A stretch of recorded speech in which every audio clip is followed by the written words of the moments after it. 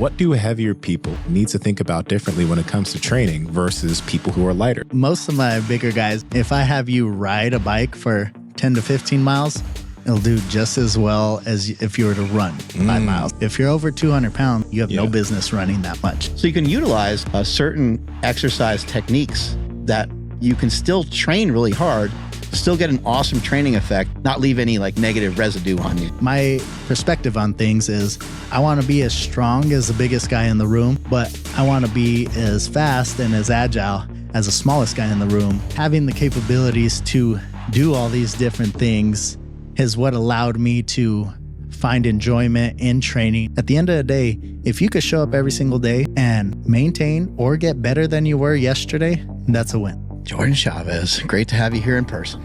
Thanks to finally get me in here officially. Yeah, appreciate it. So you train the baddest man on the planet and maybe like one of the baddest men to ever walk the face of the earth, Jon Jones. Yes, sir. How'd that happen? How'd it come to be? Jon was actually a walk-in client. Let's stay a little closer to the microphone. Okay. A walk-in? Yeah, he was officially a walk-in. Wow.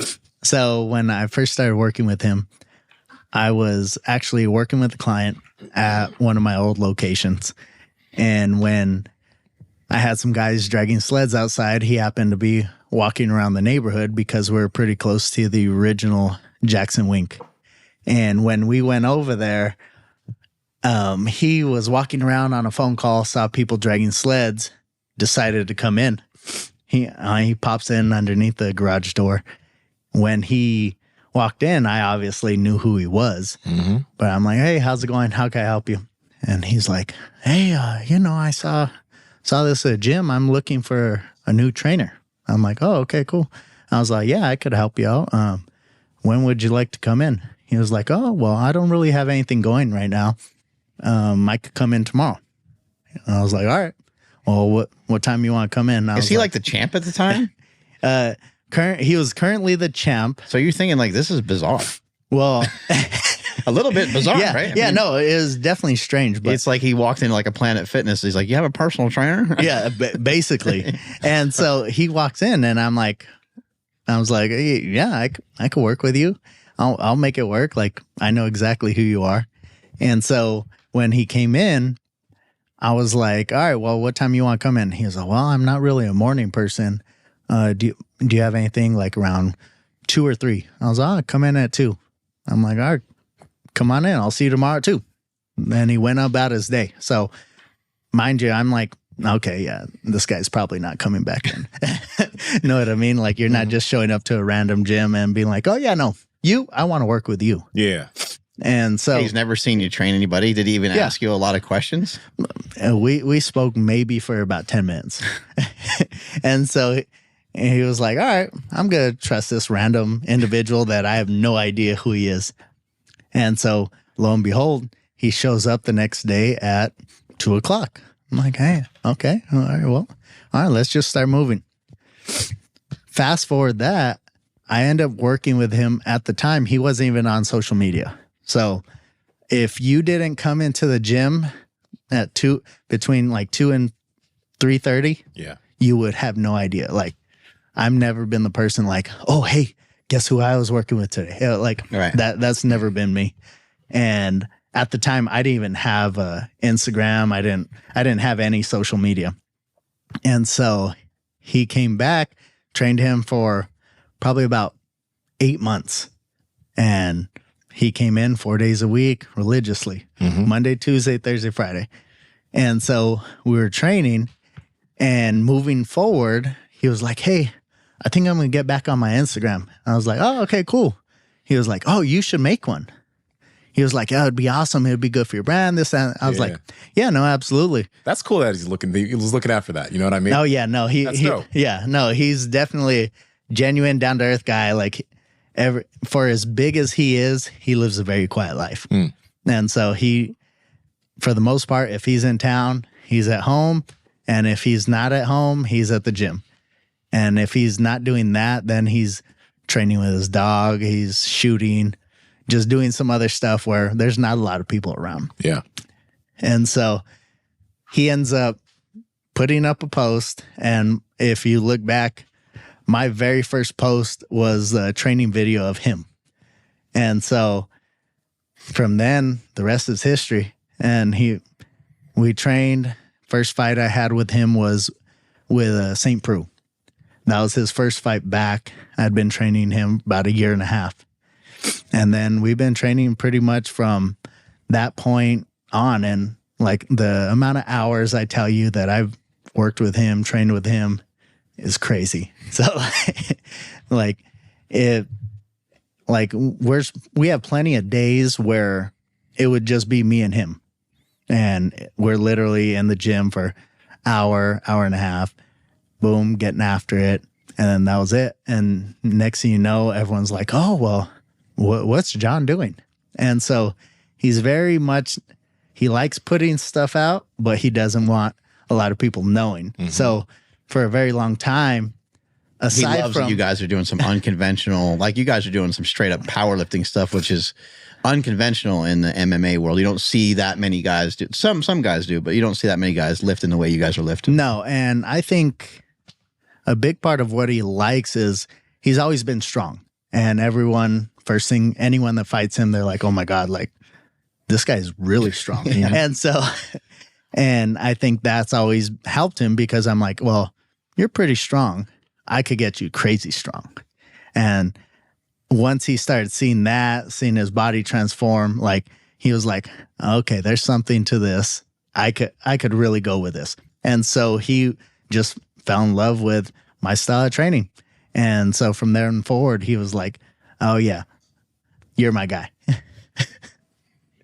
Like, so, go ahead. Let me ask you this. What are like some of the intangibles? Because like, I think, you'll see something that's online and people use Jon Jones as an example, but they don't realize like, just because you see like his calves look like this, like that's not what matters here. The dude's body's a weapon. So like, what are those intangibles that people don't notice just when they look at the guy?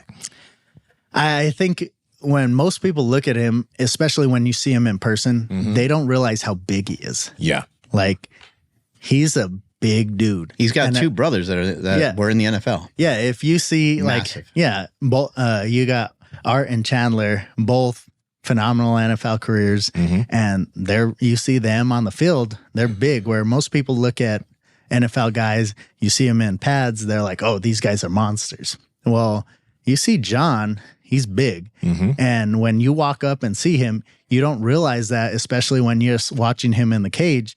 You're like, oh, yeah, he's skinny. He's this, he's that. I'm like, but when you see him in person, he's significantly bigger than what he appears online and in person. And like, even there's been plenty of times we're training and Art comes up and he's, I see Art and Chandler at the fight and Chandler's like, bro, look at Jon's neck. Like, look how big he is. Like when I have his brothers freaking out on how large he is, I'm like, that's how you know. And these are guys that have known him his entire life. And so his ability to just be able to move the way he does at that size completely changes the game. Are they older brothers? Yeah. So I believe Art is older and Chandler's younger. I believe Jon's the middle. Probably get his ass beat by both of them all the time when he's a kid or something like that, right? Well, and so I think part of the reason with Bones, I'm pretty sure, is that he was always skinny. He was the skinny brother. Yeah. Where Art, a little bit shorter, definitely bigger than him. And then Chandler, about the same height as Jon, if I'm not mistaken, but he was always a little bit bigger. And where Jon was the skinny one. And so he wrestled. And so, especially with wrestling, he's not getting much bigger. So what do you think about the conjecture of like, there's people, I've heard this brought up on like Joe Rogan's show and heard it brought up in a lot of other places, that people start to see what you guys do. Obviously, they're only seeing glimpses of what you guys do, but to like 1 rep maxes, like that's not good for him. And then he like tore his pec a while back and you're like, see, like he's bench pressing, like I think he's lifting the wrong way and all this different stuff. Like, what are some of your thoughts around that? I think looking at it, like the nice part about the gym is it's a controlled environment. So we could follow movement patterns that we're monitoring it. And I wouldn't have him max out on something that I didn't trust he had efficient movement patterns on. And so when you look at some of these things, I'm like, I could control everything in the gym. He usually does the lift easily, I'll say. Yeah. When I've seen it, it looks safe to me. Yeah. And for the most part, like, well, I'll let him touch a max effort on the day, but I'm not going to push him to the point where it's like, oh, like I don't. Real sketch. Yeah, exactly. I'm like, as long as it's looking correct on my end and looking like it's efficient, then by all means, I'm like, yeah, we can put some more weight on. But I'm also not going to put him in a position where I'm like, I don't think you could get this, where I don't ever load anything where it's like, oh, this is a 50-50, John. Like, good luck here, buddy. I'm like, no, like if we put it on, I'm a firm believer in, all right, you'll hit this, you'll be fine. Yeah. But yeah, like everything that you see online that he posts of what we do is less than 1% of the actual training we do. And he was like, oh, I think I don't want to film this one. All right, cool. We'll film maybe 10% of the stuff that we actually do just because he's like, oh, this should look good. I think the fans will like this. But he'll watch it. They're going to say something about how my toe moved right there. Oh, they're going to say something about, oh, my hands were too wide, too narrow. Like he's an extremist at critiquing himself. How damn good of an athlete he is doing that shit. Oh, yeah. Yeah. And like how many It's huge. At this point, he's probably 250 something. At least. I'm pretty sure during this point of training camp, he was sitting right about 255, 260-ish. Sheesh. But yeah, I'm like, for him to be able to move and do some of these things, like I said, people don't realize how big he looks because you look at anyone online, you're like, oh yeah, no, he's probably not that big. Yeah. Where you see how wide he actually is, like how broad his shoulders are, how large his legs are. Like, I mean, you said he's 6'4" with a 7-foot reach. Yeah. Yeah. Yeah. 6'4", I believe it's 84 inches officially. Wow. He's doing a lot of unconventional stuff. I've seen him like hiking. Did I have seen him on a bike before even? Like, mountain biking, right? He actually got really big into mountain biking, but yeah, I told him, especially when he was going up to heavyweight, I'm like, bro, I don't need you running this much. Like you're 250, 260 pounds. Like your ankles, your knees, your hips don't need to take this kind of beating. A hike is good enough, yeah. right? And then a hike, biking, yeah. I'm like, and when he goes on these hikes and these rides, like we already live at elevation, and he goes to foothills significantly higher. I'm like, you're getting plenty aerobic work. Like, you're fine. Actually, this makes me kind of curious because, you work with Jon Jones. You also work with Gable Stevenson. You work with like big, like heavy dudes, right? What are some things you think? Because I know we have a lot of listeners that are on the heavier side too. So what do heavier people, heavier bodies need to think about differently when it comes to training versus people who are lighter? Because, in martial arts, road work is a thing. It's like a staple of being a martial artist. But when you're 200 and something pounds, should you still be running 5 miles every morning, Yeah. Most of my bigger guys, like, I'm fine with road work, but if I have you ride a bike for 10 to 15 miles, it'll do just as well as if you were to run 5 miles. And so the beating that it does to the body at a lighter weight, like you look at most long distance runners, how come none of them can squat 400 or 500 pounds? Well, because they're built to squat hopefully 100 pounds. And most of them weigh anywhere from 100 to 135 pounds because of the beating that it does to the body and the amount of pressure that their joints and everything is taking during these long distance runs. Like these big individuals have no business doing that kind of running. And so my first thing I tell them, I was like, how much do you weigh? Okay, if you're over 200 pounds, like unless you're doing high rocks or something that involves that amount of running, you have no business running that much. And so let's put you on a bike, whether you want to get a road bike, recumbent bike, whatever it might be. You could get the same amount of benefits for your health as you would if you're doing this run without the aches and pains that come along with running for the next 3 to 5 days. Because I think everyone here has tried, oh, hey, I think I could do a 5, 10K just fresh off your normal training, and a mile and a half into it, you're like, oh my God, my calf is cramping, my foot's cramping, my hip is hurting a little bit more, my hip flexor is kind of like, all the things that start coming with these extreme runs. Like, let's try to eliminate these injuries and that are just happening purely because you're doing a movement pattern that you're not built for. So if I want to get that in, jump on a bike and you could get the same amount of benefit without your legs will be burning, this, that, and the other, but it's not, my joints aren't killing me for the next 3 to 5 days. Yeah. I think a big guy too can get a ton out of like that, like zone 2 stuff. Whereas a smaller guy might need to push different zones more. A bigger guy, you know, rucking, or a bigger guy hiking or going on a bike or doing these things that are maybe a little, you know, quote unquote easier. They get a lot out of it a lot of times because they're not efficient there. Right. Whereas like a smaller guy who may already be somewhat efficient in some of these areas, that person might get more benefit from doing stuff that big guys normally do. Yeah, no, absolutely. I think when you're a bigger individual, your zone 2 stuff will carry over a lot more for you, because how often are they doing more zone 2 stuff? Like, their heart rate's already spiking significantly off getting off the things. couch. Yeah. Yeah. So, you know, like, hey, they go, why do you take the elevator? Oh, because I'm on the 3rd floor and that first flight, it gets me. You know what I mean? And so where dabbling on either one will allow them to be able to be significantly better as an individual, whether they're smaller or they're bigger.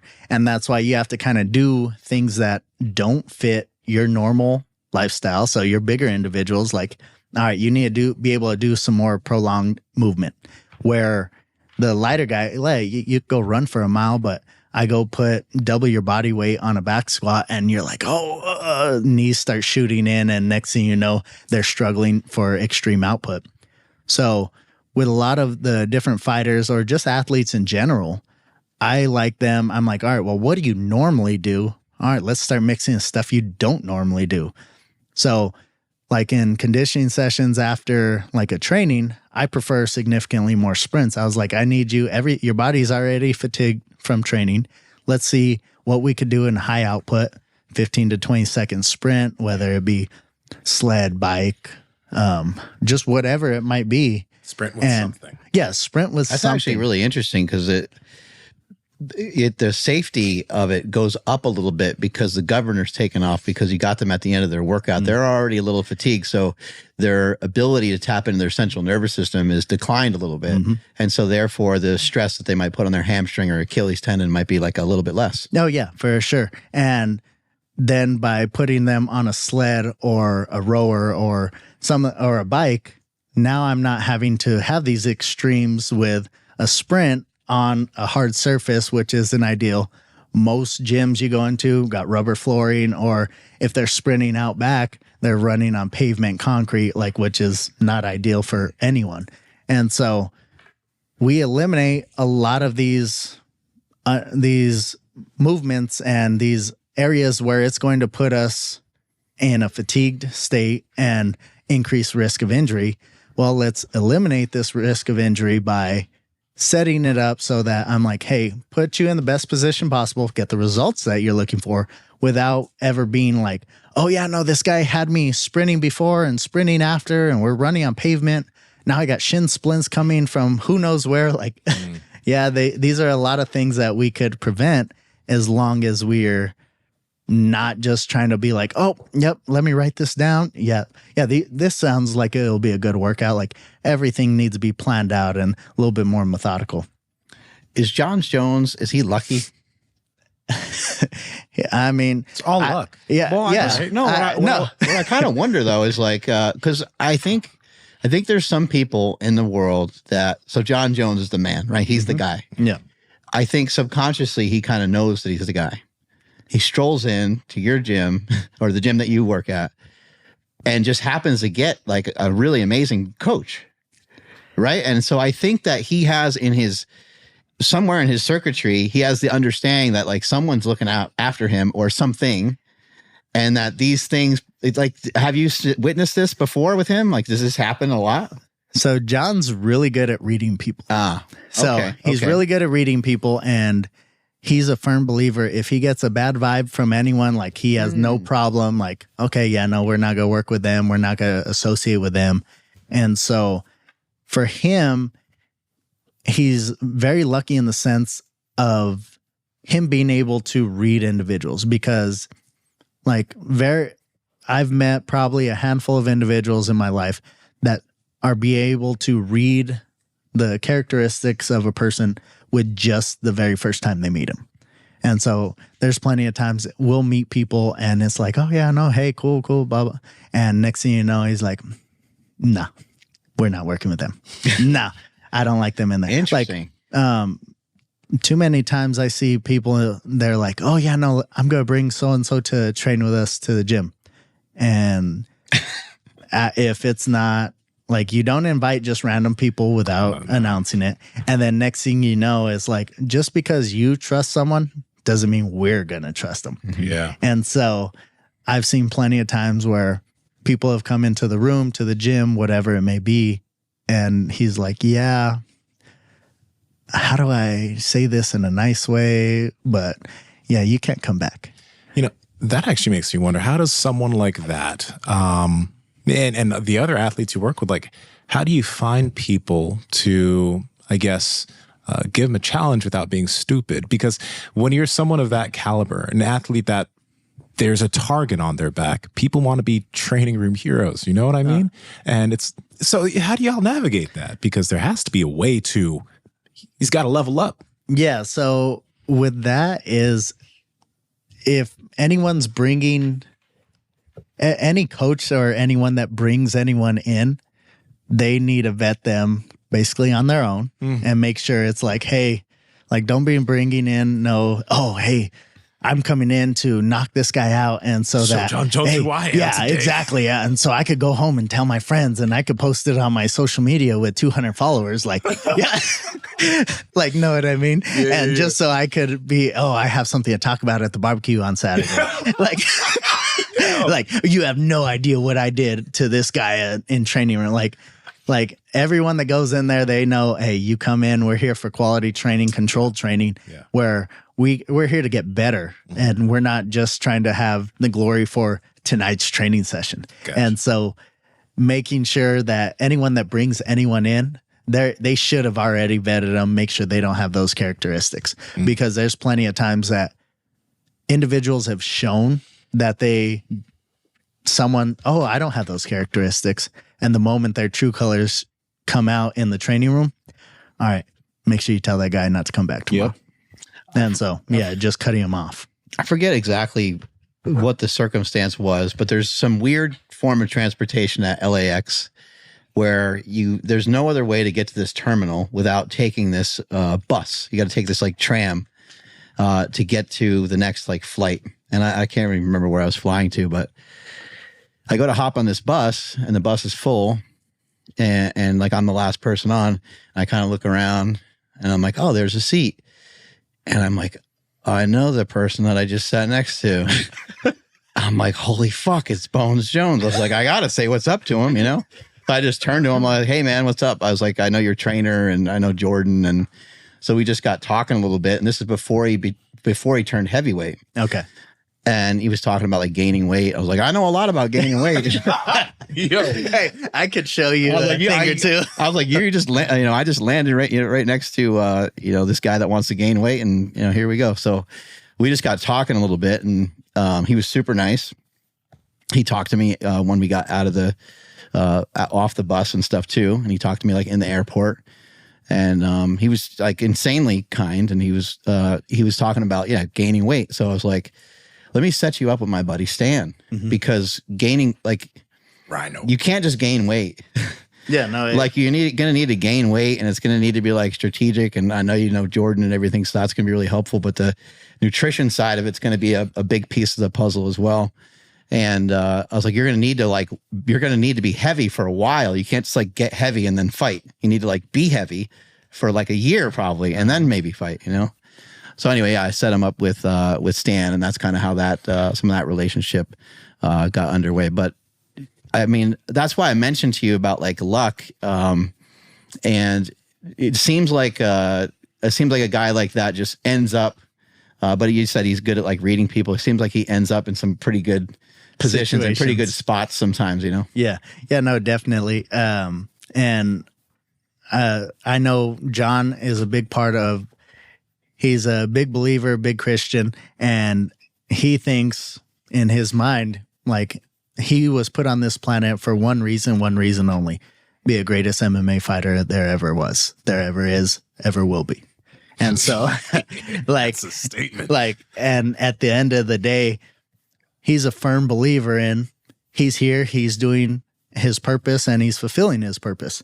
And so whenever you're that locked into who you are, what you are, and understand who you are and what you're supposed to do on this planet, then I think luck can play a role into it on like, hey, I'm going to just make this happen. And for him, it's been able to be all those things because he has one goal. That's all he focuses on whenever he's working towards something. And then depending on your beliefs, he's like, hey, I'm in every position I'm in, it's for a reason. I'm going to end up on this bus to go get our vehicle. I'm going to run into Mark Bell. Hey, if I'm on the, like, all these different scenarios where certain paths are created in his mind, that's where he's supposed to be. And I think that's part of why he's been able to be lined up with all these different individuals, because it's part of his path and he's just here to walk it and fulfill it at the highest of his capability. Let me ask you this, because I think there's so many athletes that are trying to gain muscle. You know, I over at my jiu-jitsu school, there's a few people who they're like 21, 22. They're like, man, I'm trying to get bigger. I'm like, okay, you know, just don't rush it. Interesting thing is, no matter what anyone wants to believe, Jon, he gained weight quickly, but people want to think that, oh, he used PEDs. Dude's probably getting randomly tested by the UFC so many times where you can't just hop on shit and think you're going to be okay. So no matter what anyone wants to believe, all right. But if you were talking to somebody who they're not to gain a certain amount of time, weight in a year, and they have some time to put on quality mass, how would you maybe outline that for them? Like, how would you outline that for them? If they wanted to put on maybe, let's say they're 180 and they want to get to 220. How excited he's getting. Yeah. They're 180. The eyes are lighting up as a power lifter. He's like, weight, they want to be like 220 to 230, but solid, right? Yeah. How do you look at that time frame and everything? So I'm like, if you got plenty of time, first thing, so like I even experienced it myself because there was a time after college, I played college baseball and I would sit around about 185, 190. So after college, I sat right about 195, 200 pounds. And then one day I'm like, you know what? Like, I'm moving pretty good. I want to be bigger. You know what I mean? Because I've always been the skinny individual. Like, I'm like, I still look at myself in the mirror. I'm like, dang, you're small right now. When you walk, what do you do? Hey, when you I walk in, Mark insulted me with, oh, you're looking pretty lean. I said, yeah, he's like, oh man, I'm small like, for right now. I'm like, yeah, I'm gonna go to Waffle House real quick. I'll be right back. But I definitely didn't say anything about small. I said lean. They look lean. Hey, but you know, as an individual in this space, the moment someone says you're lean, you're like, shoot, I'm small. Yeah. Like, I don't know anyone in this space that lives in the gym that's like, oh yeah, I can't wait for someone to tell me you look lean, especially in the performance space. You're like, nice and trim, nice. Yeah. Oh, you look like a Pilates. Is Dan that Pilates? Green says no skinny champions. Yeah, exactly, 100%. And but back to your question, I think everyone that I come across that has that question, first thing that I tell them, I'm like, all right, what did you eat today? I had a banana and then I had a cup of coffee. Oh, okay. So what else did you have? Oh, well, I had a salad with extra dressing, and I was like, oh, well, did you have protein shake? Well, no. Oh, well, did you have any chicken or anything on it? Oh, I didn't get chicken today. I'm like, oh, okay. Well, how much protein did you get in today? Oh, well, I'm going to work out now and then I'll have a protein shake after. And then, oh, okay. Well, what's for dinner tonight? Oh, I don't know. I might pick something up on the way home. Oh, okay, cool. I was like, all right, well, let's start there. So being that you don't eat any protein, let's start by everything that you just told me. All right, let's try to eat 4 times that. Like, I'm like, I just need to teach you how to eat because at the end of the day, like, I don't care. I don't even get into macros with them because this person just has no idea what it's like to consume the amount of food that is needed. So I tell everyone, young, old, it don't matter. If you're trying to gain weight, I need to teach you how to eat first. Hear that, Ahmed? Yeah. So are you listening, Ahmed? So, and I know I had called in on this before and I had said how I got too many times where I have men eating like women and women eating like men. So I'm like, all right, let's try to reverse these roles. Kudos to those women. Yeah. Hey, cheer. Hey. So I need to bring some of those women on, teach these men how to eat. Yeah. And so I tell them, I'm like, look, I need you to just be able to get calories in on a given day. And then once you learn how to consume the amount of calories needed just to support your actual weight, now that you're used to eating, all right, now let's put you with some more calories. All right, you're getting used to eating more calories. All right, now I need you to actually pay attention to your protein consumption because from the looks of your breakdown you gave me over the last 2 weeks, you're averaging about 125 grams of protein a day. I'm like, that's not it. So I know a guy, like I know a few people right now that I'm telling the protein thing and they're like, I'm so full with that much protein. Like, dog, you're 180 pounds. Yeah. Hey, you're 180 pounds that's been eating like you're 135. Yo. Like, hey, I'm sorry. Like, that's just not going to help you in any way, shape, or form, especially if you're trying to be a performance athlete. So if we're trying to do these, I need you to consume food. Once you get used to consuming food, now I need you to be able to be in a calorie surplus. Cool. Once you're in a calorie surplus, all right, now we can start monitoring. All right, make sure you're eating X amount of protein a day, X amount of carbohydrates a day. Like, all right, what is your physical output on a given day so that now we could monitor, all right, are we increasing your carbs? Are we increasing your fat? What does your body respond better to? And then that's where it becomes a little bit more individualized on our nutrition side of things. But at the end of the day, I just need men in general to eat more and then don't be sitting on your ass as much as you normally are. All right, Mark, you're getting leaner and leaner, but you always enjoy the food you're eating. So how you doing it? I got a secret, man. It's called Good Life Protein. Okay, tell me about that. I've been doing some Good Life Protein. You know, we've been talking on the show for a really long time of certified Piedmontese beef, and you can get that under the umbrella of Good Life Proteins, which also has chicken breast, chicken thighs, sausage, shrimp, scallops, all kinds of different fish, salmon, tilapia. The website has nearly any kind of meat that you can think of. Lamb is another one that comes to mind. And so I've been utilizing and kind of using some different strategy, kind of depending on the way that I'm eating. So if I'm doing a keto diet, I'll eat more fat, and that's where I might get the sausage, and I might get their 80-20 grass-fed, grass-finished ground beef. I might get bacon. And there's other days where I kind of do a little bit more bodybuilder style, where the fat is, might be like 40 grams or something like that. And then I'll have some of the leaner cuts of the certified Piedmontese beef. This is one of the reasons why neither of us find it hard to stay in shape, because we're always enjoying the food we're eating. And protein, you talk about protein, leverage it all the time. It's satiating and helps you feel full. I look forward to every meal. And I can surf and turf, I could cook up some, chicken thighs or something like that and have some shrimp with it, or I could have some steak. I would say, the steak, it keeps going back and forth for me on my favorites. So it's hard for me to lock one down, but I really love the bavette steaks. Yeah.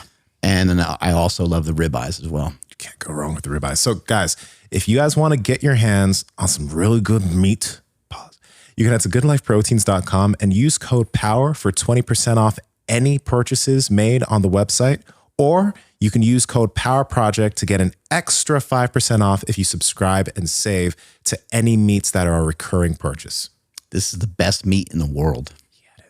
I know, someone like Jon Jones is going to get picked apart, every little thing that he does or you guys do, or, I think maybe for one of the fights are like, he's got a dad bod, people. And Still kicked it. People are like, well, no, he's not like in some sort of bodybuilding show. And I thought he looked great anyway. Like so what? Someone has a little bit of fat on him. It's not a big deal. And for putting on the weight that fast, like, yeah, right. Shit's impressive. Yeah. Right. And I mean, he's holding on to a lot more muscle mass, right? I mean, I'm trying to stick up for him because I'm a huge fan, but I'm sticking up for him because I'm a huge fan. Yeah, no, absolutely. And what everyone doesn't realize is you look across the board in the heavyweight division, everyone has fat on them. Yeah.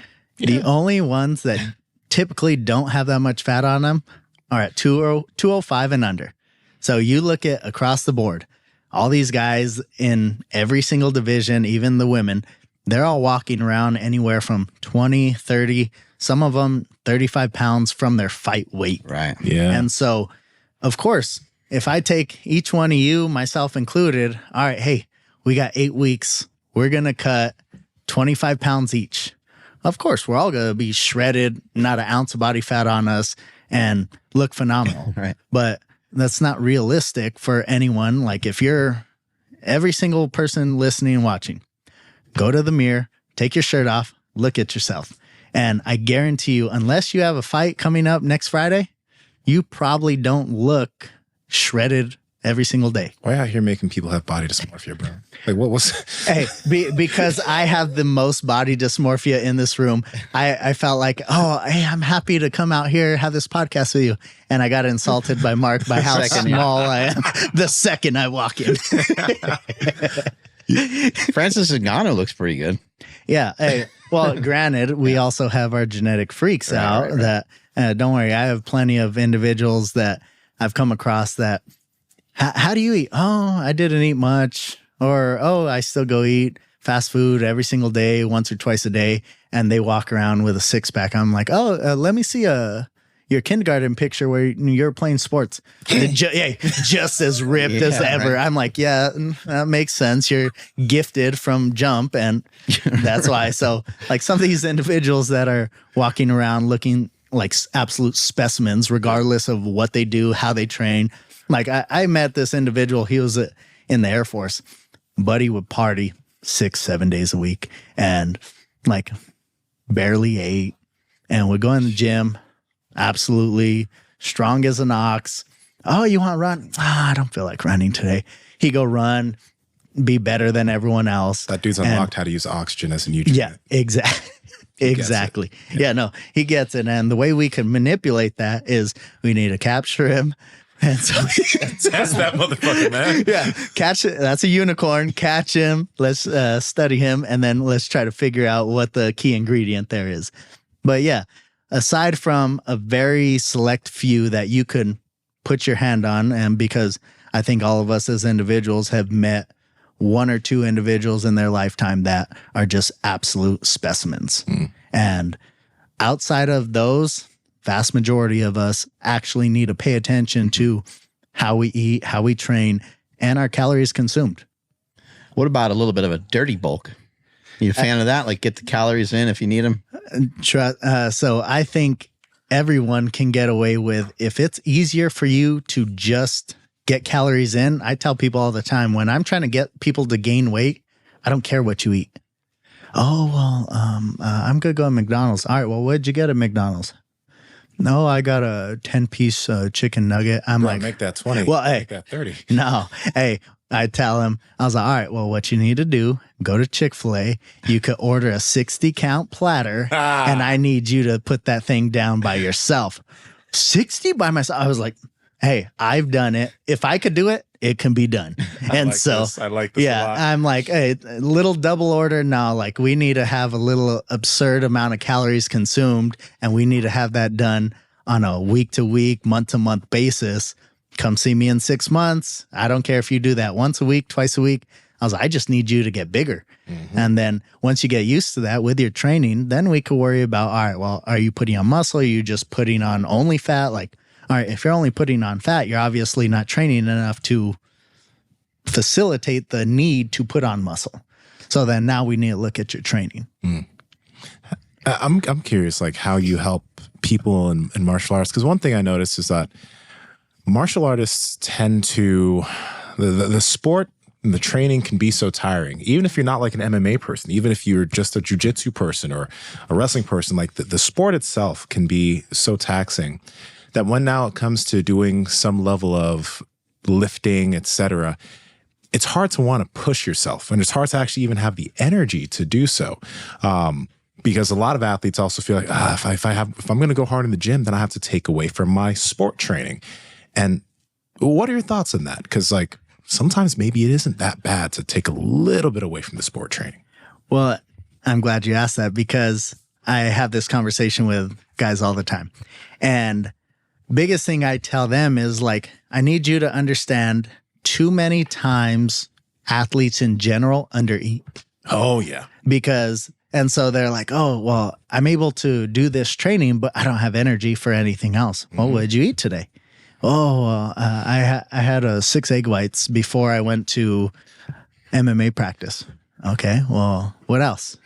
Oh, I haven't eaten since. Eating like a bodybuilder on prep. I'm like, it's 4:00. How do you get a chance to show? Yeah, yeah. I'm like, so with them, it's getting these guys, because you look at the most coaches in these given fields and just across the board, all of them are usually significantly older, or even the younger ones have learned from older style coaches where they're like, oh no, don't eat, don't do this, don't that. Like, so they're so used to training when they're basically starving themselves that they aren't able to do multiple sessions, where I'm like, hey, look, let me give you more food and you'll be surprised how many sessions you get in a day. Because now if we're having adequate sessions every single day and we're able to do 2, 3, 4 sessions a day, now your weight's not going to move, because a fighter's biggest, or in combat sports, their biggest issue is, oh, well, I don't want to miss weight. And, oh, I don't want to get tired. Well, if you're not fueling yourself for either, both are definitely going to happen. Yeah. Because you could be in phenomenal shape, but not fueling your body accordingly. Well, you're still going to be tired. And so understanding it comes with the sport. You will be tired, but how well do you respond and handle being tired?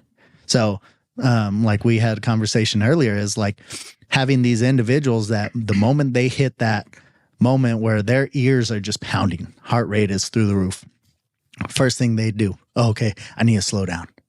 Well, if your body is fueled to be able to push in those areas where you're like, oh no, I'm still moving fine, then you're comfortable with maintaining this high heart rate. And so if we're able to fuel these fighters better, give them more food during training, now they're able to dabble into the training. Now they're dabbling in all the other aspects that they need in order to be successful. And so I tell everyone, I'm like, all right, if you want to mix something in, by all means do it. But don't think you're going to be great at something brand new when you first get into it. Oh, well, I don't want it to take away from this. I was like, it's not going to take away, like, you're not going to be good enough when you hit the gym, when you've never hit the gym, for it to take away from there. You're going to be learning movements more than anything. And so I tell everyone, don't, oh, I only want to lift so it'll help me for grappling. Well, how much grappling are you doing when you're lifting? Oh, I decided to take 6 months off. Well, now you're losing 6 months of skill work that you need to be working on. So keep doing what you're doing and then just start adding in pieces. Like, I don't go cook a steak and be like, oh yeah, no, I cooked a steak. It was phenomenal. All right, well, what else did you eat with it? Oh, so same thing. Oh yeah, no, well, I could only finish a steak. Well, I need you to put some rice in there. I need you to put some potatoes in there. Go ahead, throw some veggies in if you want it. Like, you don't just have a meal and only eat one thing. Typically, you're going to have multiple things of it. First time, you might not be able to finish everything, but you do that enough, next thing you know, oh, hey, I'm clearing my plate. Oh, hey, I'm able to add to my plate. Same thing with training. Oh, let me add this. Now let's add this. You start adding all your sides to your training. Now we're able to, once we get our body becomes accustomed to handling everything, now it's able to, okay, now I could push in these each and individual training sessions without feeling like, oh, it's taking away. Now that's when you really grow, because too many times people want to grow in one avenue at a time. And then when they go revisit the first avenue, they're like, oh, well, I'm not as good as I was. Well, because you stopped doing it. You stop doing anything, you're going to have decline. So don't worry about how low one is and how high the other is. Keep doing both of them until your low one starts climbing, and then now everything will grow. We saw Jon doing some of those sprints on the treadmill there, and it's just a reminder that so many things are about recovery, like the sprints on the treadmill, or someone sprinting on a beach or sprinting up a hill. All that could really look great, but you can only do it so often. It is a great exercise. It's absolutely fantastic thing to explore, but you also might want to use the assault bike. You also might want to use the rower. As you were indicating earlier, there's things that you can utilize that might be safer bet. And your recovery, a lot of times I think people think that your recovery is mainly like sleep and mainly your food. And those are really huge aspects. And you have to make sure that those are sound. Otherwise, you're not going to be able to really do much else. But exercise selection and the way that you exercise is really, really critical. The way that you do some of your MMA training and stuff, that for you, that might be up to some different coaches, right? And I'm sure you communicate with those guys and have a good idea of, what Jon did for the week and what the other fighters have done for the week and so on. But when you think about, pushing a sled, my mentor, Louis Simmons, made this sled a popular thing. You think about pushing a prowler or some of these other things, and you're not sprinting with them, you're just walking with them. You think about what a great activity that is because of how long you can do it. And because it's costing you something from an energy standpoint. But if you told me on the phone and I'm like in fight camp, you're like, yeah, we're going to hit the sled tomorrow. We're going to do some stretches and we're going to do, a couple other things. I'd be like, oh, cool. Like a piece of cake workout, it's great because I'm beat to hell. Right.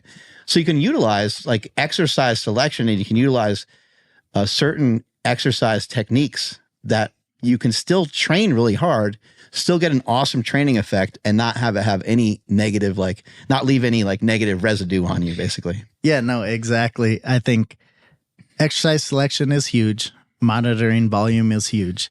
And understanding that when you're working with individuals like this, they have multiple coaches. In the MMA, most of the guys have at bare minimum 2 to 3 coaches that are doing certain things. And so making sure that one person isn't trying to take away from another, and making sure everyone checks their ego at the door, because it's like, I'm not going to walk in and be like, oh yeah, no, I'm going to hit it hard today with him. I'm going to smoke him so that he knows he had a great workout. And next thing you know, I get a call from striking coach. Hey, Jon couldn't lift his arms. Like, what happened today? Yeah. Like, what do you do? We were trying to do reverse curls and get jacked. Yeah. We're doing 1 rep max easy curls up against the wall. Like, it was great. I'm like, no, it wasn't great. Like, the dude can't do anything for 2 days. Now he's wrecked. Yeah. And so I think making sure you have everyone that's on the same page with understanding, like, look, we're trying to get this individual better, peaking for a fight in 4 weeks, 8 weeks, 12 weeks, whatever it may be, so that it's everyone's job to put their little bit of ingredients in to get the individual better without giving them too much. Because it's like, all right, I would rather, again, with making sure everything grows, making sure that we're dabbling, pushing the envelope a little bit, but getting to the position where, okay, I'm not taking away from his swimming. Swimming is not taking away from his kickboxing. It's not taking away from grappling. It's not taking away from his boxing. It's not like, so everyone needs to understand it's like, hey, it's not my name that I'm trying to promote. We're here to train Jon, or we're trying to train Gable. We're trying to train whoever it might be. And understand that it's what's best for them, not what's best for your ego. So if you're concerned with your workout, this, that, and the other, how many likes you got, like, all right, we got bigger issues, because like at least for me personally, I'm not a big social media guy. Like, at the end of the day, I go up, I put something gym oriented, and that's about it. And so it's understanding that, try not to get caught up in making sure and being worried about, oh, do people know who I am? I'm like, nah, I enjoy the quiet life. I've gone with Jon to New York. I've gone with Jon to Vegas. I don't want that. I'm like, where we show up like during fight week and we're basically doubling his security because people are bum rushing him, waiting for hours on end. We get off the plane, there's people waiting out the exit with stuff. I'm like, That's crazy. Yeah, no, That's so interesting too, because it's like, it's not like he's not intimidating. no, yeah. So you like go running up to him and you're like, oh, wait a second. Well, there was an instance when we were in New York. So they had a little bit of security, not enough, but they had a little bit. And we're waiting to get him on the elevator. So mind you, it's him. And we probably got about 6 to 8 of us just trying to keep people away from bum rushing him. Next thing you know, corner of my eye, I just see a flashlight barreling towards me. And I was like, I went, grabbed him. Thankfully, I didn't hit nobody, but it was some woman. I'm like, you don't run up. So A, don't run up on anyone like that. Yeah. B, thankfully, I recognized that you were a woman because first instinct I had was clothesline, double leg, like, or I'm just cracking them. They're walking into a straight right. Like all these things are playing through. And I'm like, oh, thank God I didn't do that because there was another 100 cameras right behind her that would have gotten front row seats to me taking off some lady's head. And I'm like, mind you, at the time, I'm about 225. So you figure 225, I'm not no fighter by any means, but I can hit someone if I need to hit someone. And hitting a 135, 145 pound lady running, like it would have been a bad scenario. Reputation gone. RIP to any social media. I would need a new alias, a new face, like the whole night. Yeah. And so thankfully, now I'm like, hey, no, you don't run up like that. Like that is big no-no. Thankfully, it didn't happen on fight day because fight week, he's in a certain mindset. Fight day, like you're looking at a completely different animal. The focus that he has like is extraordinary. You mentioned swimming. And I'm curious about that because like, you don't, at least I don't hear many fighters doing that or martial artists doing that. A lot of people would think that that's just like more excess energy spent, right? But do you guys notice any unique carryover from working in the pool to recovery, et cetera? What do y'all notice? Biggest thing for him is he's able to have, during fight camp, he swims twice a week. Nice. And so, mind you, when we have a coaches meeting, there's 8 or 9 of us in there coordinating schedules and coordinating what's best for breaking up our training sessions so that everyone has obviously their time with him, but it's not taking away from anyone else either. And so he swims twice a week and biggest carryover that freaking smooth. Oh yeah, no, he's actually really good. When someone moves like that, where it kind of looks like they're moving slow, but he's actually moving very well. Yeah.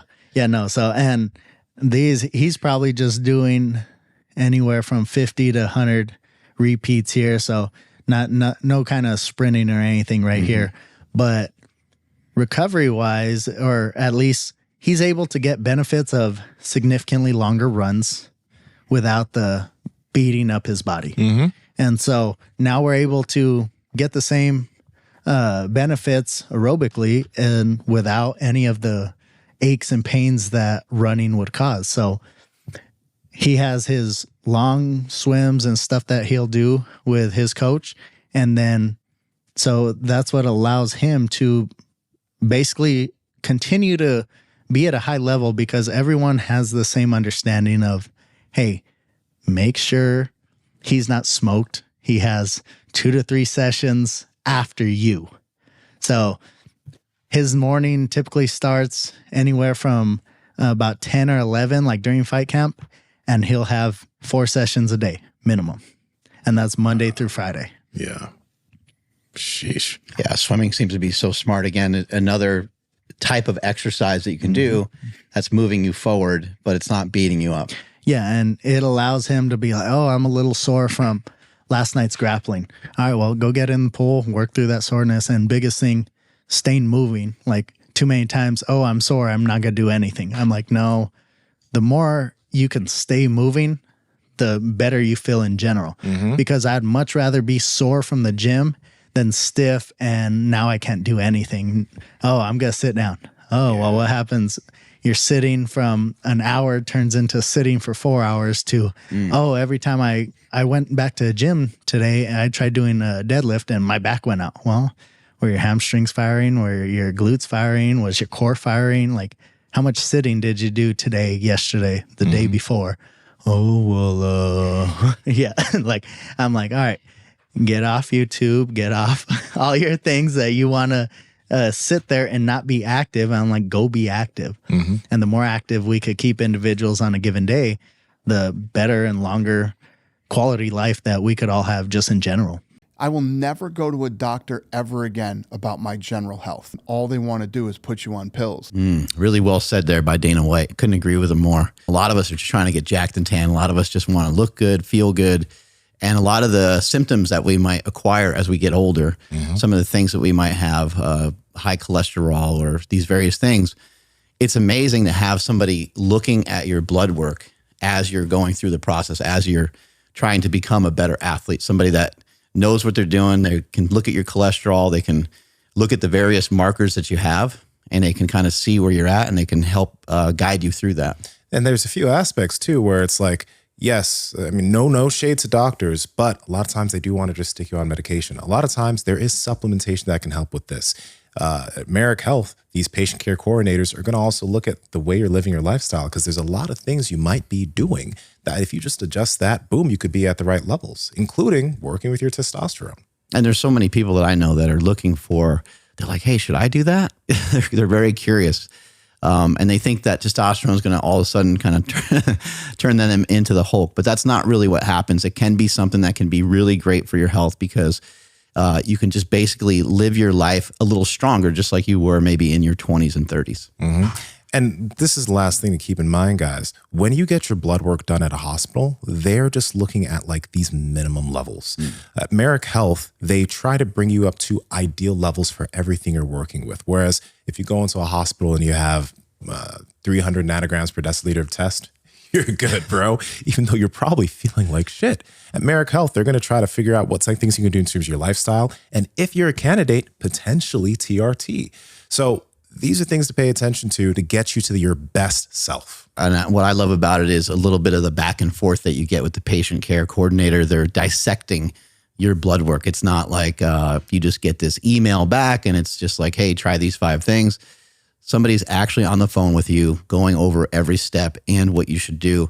Sometimes it's supplementation, sometimes it's TRT, and sometimes it's simply just some lifestyle habit changes. All right, guys, if you want to get your blood work checked and also get professional help from people who are going to be able to get you towards your best levels, head to merrickhealth.com and use code POWERPROJECT for 10% off any panel of your choice. With the powerlifting that you guys do and that you do for your athletes, are you using powerlifting for a lot of your clients as well? Just like, because you train other people other than just fighters, right? Yeah. So all my clients that I work with across the board, whether they're young, old, I use a conjugate system, very depending on the individual, the goals, everything like that. Can you explain a little bit what the conjugate system is and how you use it? So conjugate system is basically, we have our max effort, we have our dynamic effort, and we have our repetition method. And so depending on the athletes, we'll have our max effort days, upper and lower, our dynamic days, upper and lower, our active recovery days, and then we'll follow everything with accessory work. So our max effort stuff, we get that in. That's what everyone gets to see Jon do. Cool. No one ever sees the speed work and the repetition the speed work. No, the repetition work. Like, no one wants to watch him knock out 20 pull-ups. Like, no one wants to watch him get his lateral raises in. Like, no one wants to watch it at once. Oh yeah. Hey, especially when you're 260. Yo. Yeah. So like, no one, that doesn't get likes, that doesn't get people interested in staying in tuned with what they're doing. So with all my clients, I do that same method. And then depending on the individuals, depending on the sport, whatever they're trying to do, I also mix in Olympic lifts with those. So like even in my own training, I have a slightly different model than what most people have, but I do my max effort lower on Monday, my dynamic upper on Tuesday, my dynamic lower on Wednesday, active recovery on Thursday, max effort upper on Friday, and then I do my dynamic Olympic lifting on Saturday. So, and then on my dynamic lower day, I do my max effort Olympic lifts on those days. Dude, you got it down. Like you really do. You got it down with a lot of these different movements and these different exercises, and you've had it for a long time. You know, we've seen the explosion of kind of the hybrid athlete, and I let you do some CrossFit and do some high rocks and stuff like that too. How did you kind of discover some of this? Because you're not just proficient at like a deadlift. You know, you're proficient at a lot of different things, and you have you just clean and pressed, clean and jerk. Clean, front squatted, and then pressed, and then jerk. Yeah, holy crap. Yeah, impressive as hell. So yeah, like I don't know, how did you kind of develop this? Because Louis Simmons was talking a lot about a lot of the stuff that you said, but he didn't really do a lot of these other movements, and he certainly really wasn't like running and some of these other things. I think for me is I look at everything as I'm an ex-athlete. I enjoy being able to still be. Shit, you're still an athlete. Hey. Okay, I'm still an athlete. I could still move a little bit, but at the end of the day, I enjoy being able to do anything. So, like, I look at it as like if I want to go grapple with some of the guys, I'm in physical shape to be able to go grapple with them. If I want to go play a pickup game of basketball or go play flag football or go play some sport, I'm physically capable of doing it. If I want to go in the gym and, all right, it's empty and all I see are a bunch of heavy powerlifters, I want to be strong enough to go and be able to actually be a valid training partner, not just, oh, hey, all right, well, I'll see you guys later when they're still warming up. So for me and my thought, my life, my perspective on things is I want to be as strong as the biggest guy in the room, or at least be able to push them in one way, shape, or form. But I want to be as fast and as agile as the smallest guy in the room that can do this, that, or the other. So I could go in and press 405, and then I want to be able to go do muscle ups with a 145-pound dude that's knocking out anywhere 20 or 30 muscle ups at any given time. And so just being able to mix all these different things between trial and error of what I think is important to me personally is how I've been able to have all these things carry over so that I could go in and I show up to a CrossFit competition. They're like, all right, this guy's too big to be a CrossFitter. I show up to a powerlifting. Oh, this guy's not really built for powerlifting. He's kind of small. And then I show up to a High Rocks event. This guy's way too big to be a runner. And so having the capabilities to do all these different things is what allowed me to find enjoyment in training every single day and find ways to push myself every single day. And moving into, like, I had one of my clients, he's a retired marshal, and he's like, he competed in tactical games last year. Hey, I think you would do great at this. I'm like, I don't shoot like that, bro. And so he was like, oh no, I can help you with shooting. We just get you shooting. All right, cool. So we go show up, and surprisingly, like, I did pretty well shooting. Nice. And the physical aspect, I did phenomenal. And at no point of it was I like ever like, oh, I was dying or I need to do this, that, or the other. Where it's like, for me, I like being able to just say yes. Yeah. Know what I mean? So if I show up and all three of us go into a gym, what do you want to do today? I show up and say, I don't care. I'm just here to train at the end of the day. So we go in and I have my training partners. They meet me at the gym. All right, what conditioning do you want to do? All right, cool. Let's do it. Yeah. We do it, hit our conditioning. All right. Well, I know all you smaller dudes like doing the conditioning. All right, now let's go do the fun part. Let's go lift. Do you feel like the conjugate system helps you to like brush up on all those, or at least the way that you're doing it? 100%. Because you're not doing like any one thing like all the time, every single week. You're following like methods every week, but not specific exercises or things, I guess you'd say. No, absolutely. I think the nice part is it allows me to fit everything in without ever being like, oh, we can't do that. We're on a 12-week program. I'm on this online coach just gave me 16 weeks, so I have to follow this religiously. Oh, we're doing a periodization and this, that. Oh, I could only do 72.5% this week. I've sent people slingshots before, and I'm like, hey, did you get an opportunity to use it yet? They're like, no, I'm in a cycle. Yeah. You know, and I'm like, what? I was like, what is kind that? of cycle are you into where you can't like just try it out like during a warm up or something? Yeah, exactly. And I'm like, for me, like I said, I'm a firm believer in yes. Well, what do you want to do today? All right. Hey, I wanted to press today. Oh, my shoulder's kind of bugging me. Hey, don't worry. Go grab one of the slingshots. I don't care which one you grab. Mm-hmm. Oh, okay. So like for me, I don't ever let anyone have any kind of excuse. Oh no, I can't do this today. I'm definitely the individual in there like, no, you're training with us today. You're not stepping out of today because it's not in your wheelhouse or whatever. Like I'm here to try to make sure and we could fit anything for anyone, especially with the conjugate system. Like, all right, I don't care if you're not pulling 700 pounds. Like, what's your best pull? Oh, 385. All right, cool. Let's go. We're going to pull off blocks today. Did you deadlift last week or 2 weeks ago?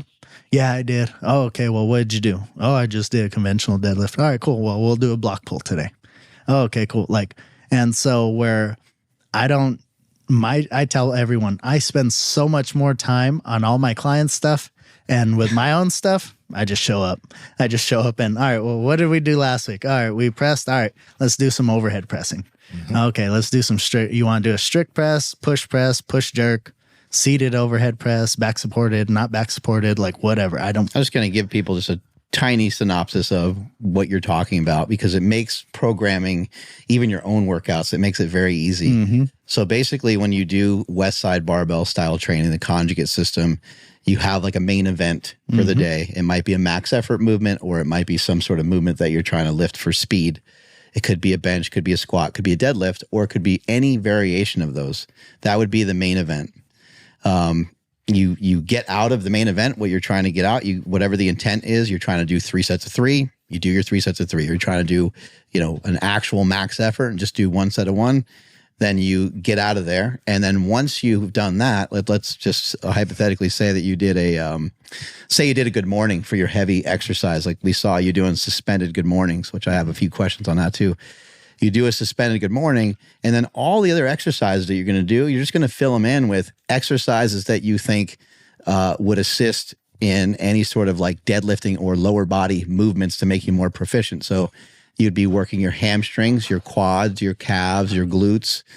Any of it would be fair game. So once you do your good morning, you can then do the glute ham raise. You could do 45-degree back raise, and you could finish with like the sled. Mm-hmm. It makes it like, I know I just rattled that off, and I've been doing the conjugate system for many, many years. And I was fortunate enough to have Louis Simmons be my mentor, but it really does get to be easy once you learn. You're like, okay, I'm going to bench press. Okay, what are other exercises that are going to increase my pressing power? Mm-hmm. And like, you kind of root back. Why am I doing this? Okay, well, I'm a fighter, or I'm this, I'm that. And I'm trying to increase my strength when I punch. And we can go back and forth and figure out like, hey, is this really increasing your strength when you punch or whatever? But you're in the gym and you're training with this very specific intent. And when you start to utilize the West Side stuff, there's all the books from Louis Simmons and everything, but the easiest thing to look at is the Periodization Bible, part 1 and 2. I reference it all the time on elitefts.com, written by Dave Tate. It's the greatest training article ever written, I think, because it explains that style of training, and it explains periodization as well.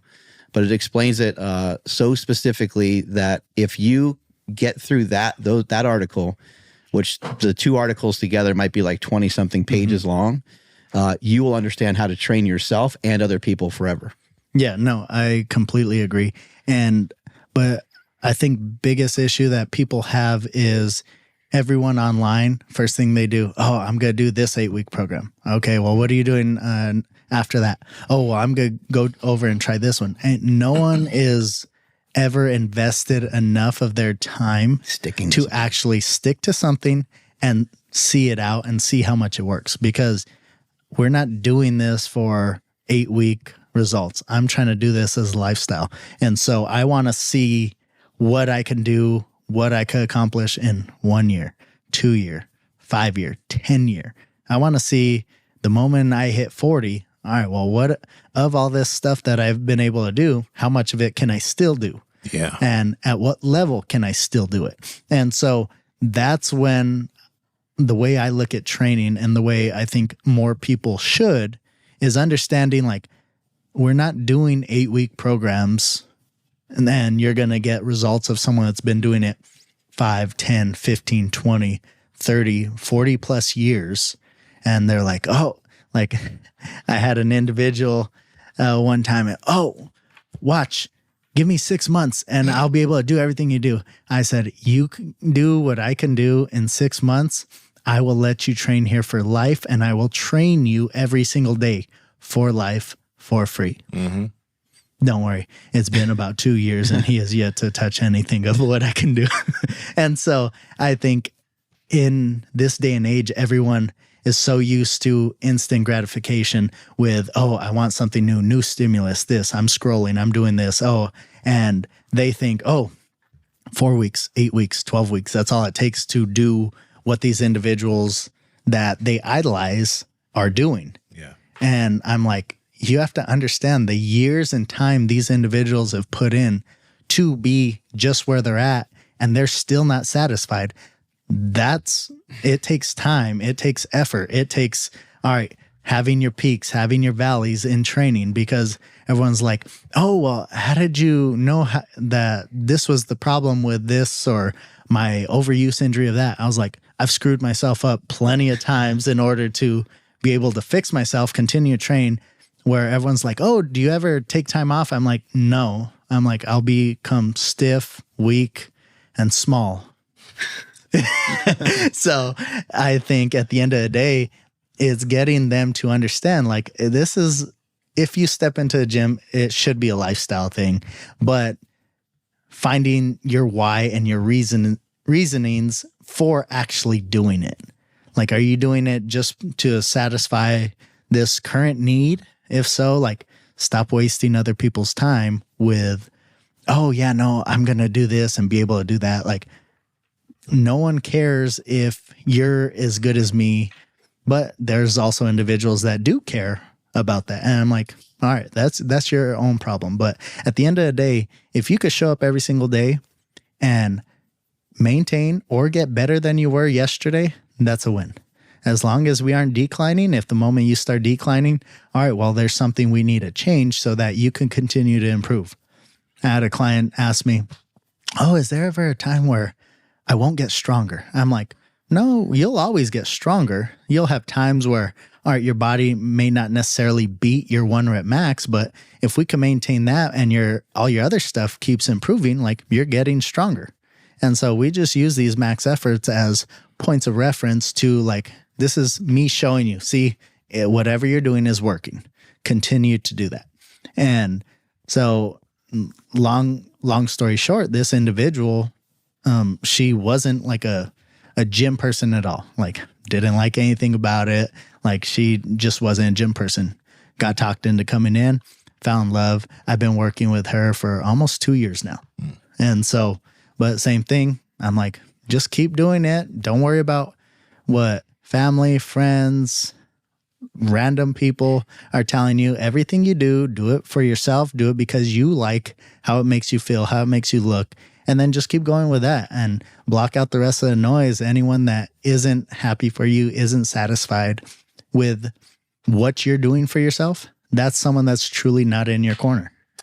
Let me ask you this. What has been the thing that has allowed you to continue training up until this point? Not just continue, but enjoy it. Because I think one reason that a lot of people fall off, it's like, you look at athletes who they were always training when they were playing their sport, and then they stop playing the sport, just get out of shape. They never find their way back, right? Because they didn't enjoy the training, right? So what keeps you enjoying training? And then what would your advice be to somebody who, let's just say that they don't enjoy aspects of the gym? For me, like growing up, I felt like I was always the skinny little brother Gotcha. And so every day I wake up, I look in the mirror. I don't like the way I look. So my own body dysmorphia is what partially fuels me. So thankfully I'm able to funnel that towards something good. Okay. But also I enjoy being able to move the way I move. And I enjoy being able to, regardless of the age gap in the gym, I can move and train with basically anyone that walks in. I could walk into any gym around the world and be able to fit in one way, shape, or form. And what allows me to push myself every single day is the ability to say, hey, okay, I'm going to just sign up for like my first High Rocks. Buddy was competing. I was like, oh, here, I'll see if I could jump in. It was closed. And then I jumped on a waiting list. I was like, it's our first event in Vegas. I'm definitely not going to do it. Well, I get an email. Oh, hey, you're able to get in. Here's your link to sign up. I'm like, okay, cool. Signed up. I had 3 weeks to train for it. And so I'm like, all right, well, I guess we got to do this. So, and went out, competed, did the thing, had to deal with a little bit of calf injury leading up to it because the amount of running you're running on concrete isn't ideal. And so if you're not used to that for a extended period of time, like something's going to start grabbing, something's going to go. And so my love for some form of competition and being able to jump into these different fields has allowed me to enjoy this. And then furthermore, like I look at it is for me to be physically active and capable, I have kids. So I always swore I'm not going to be the fat dad. Yeah. So whether my son is running around and be like, oh yeah, no, just keep going to run around. If my son wants to go run around circles in the parking lot, I'm going to be physically capable to go run circles around the parking lot. Whereas kids don't get tired either. So, it's extremely crazy to me to watch kids that they're like, oh yeah, are you hungry? No. All right. Well, what do you want to do? Oh, we're going to go run around. All right, cool. They're running around for hours. You hungry yet? No. Keep running around. So for me as a father looking at, I want to be able to be that physically active as they grow up. Yeah. I want to get to a point where I could be a training partner for them, whether they're 8 years old, 12 years old, 16, 18, 20, 22, however long they're in a position to be physically active and need it for whether it's sport or whatever avenue they want to be in. For me personally and selfishly, I want to be able to do that with them. You'll be like 60 something years old and you'll still have that dad strength over them. Oh You yeah, still no, whoop their absolutely. ass. Yeah. So definitely, that's why I told, I had someone, they're like, oh, and they say, so they're like, hey, Reddy, are you going to beat up your dad in 10 years? I said, oh no, he's going to lose a lot. I was like, he's going to lose. And the day he beats me, he'll be about 20 to 24. And that'll be the day that like when he wins, it'll be a genuine win. There's that video we saw, was it Harrison from the Steelers beating the crap out of his kids? Like he was wrestling with his kids. Yeah. You know? They were playing around. But They're horsing around. James Harrison. Yeah, he was like, you know, he's big.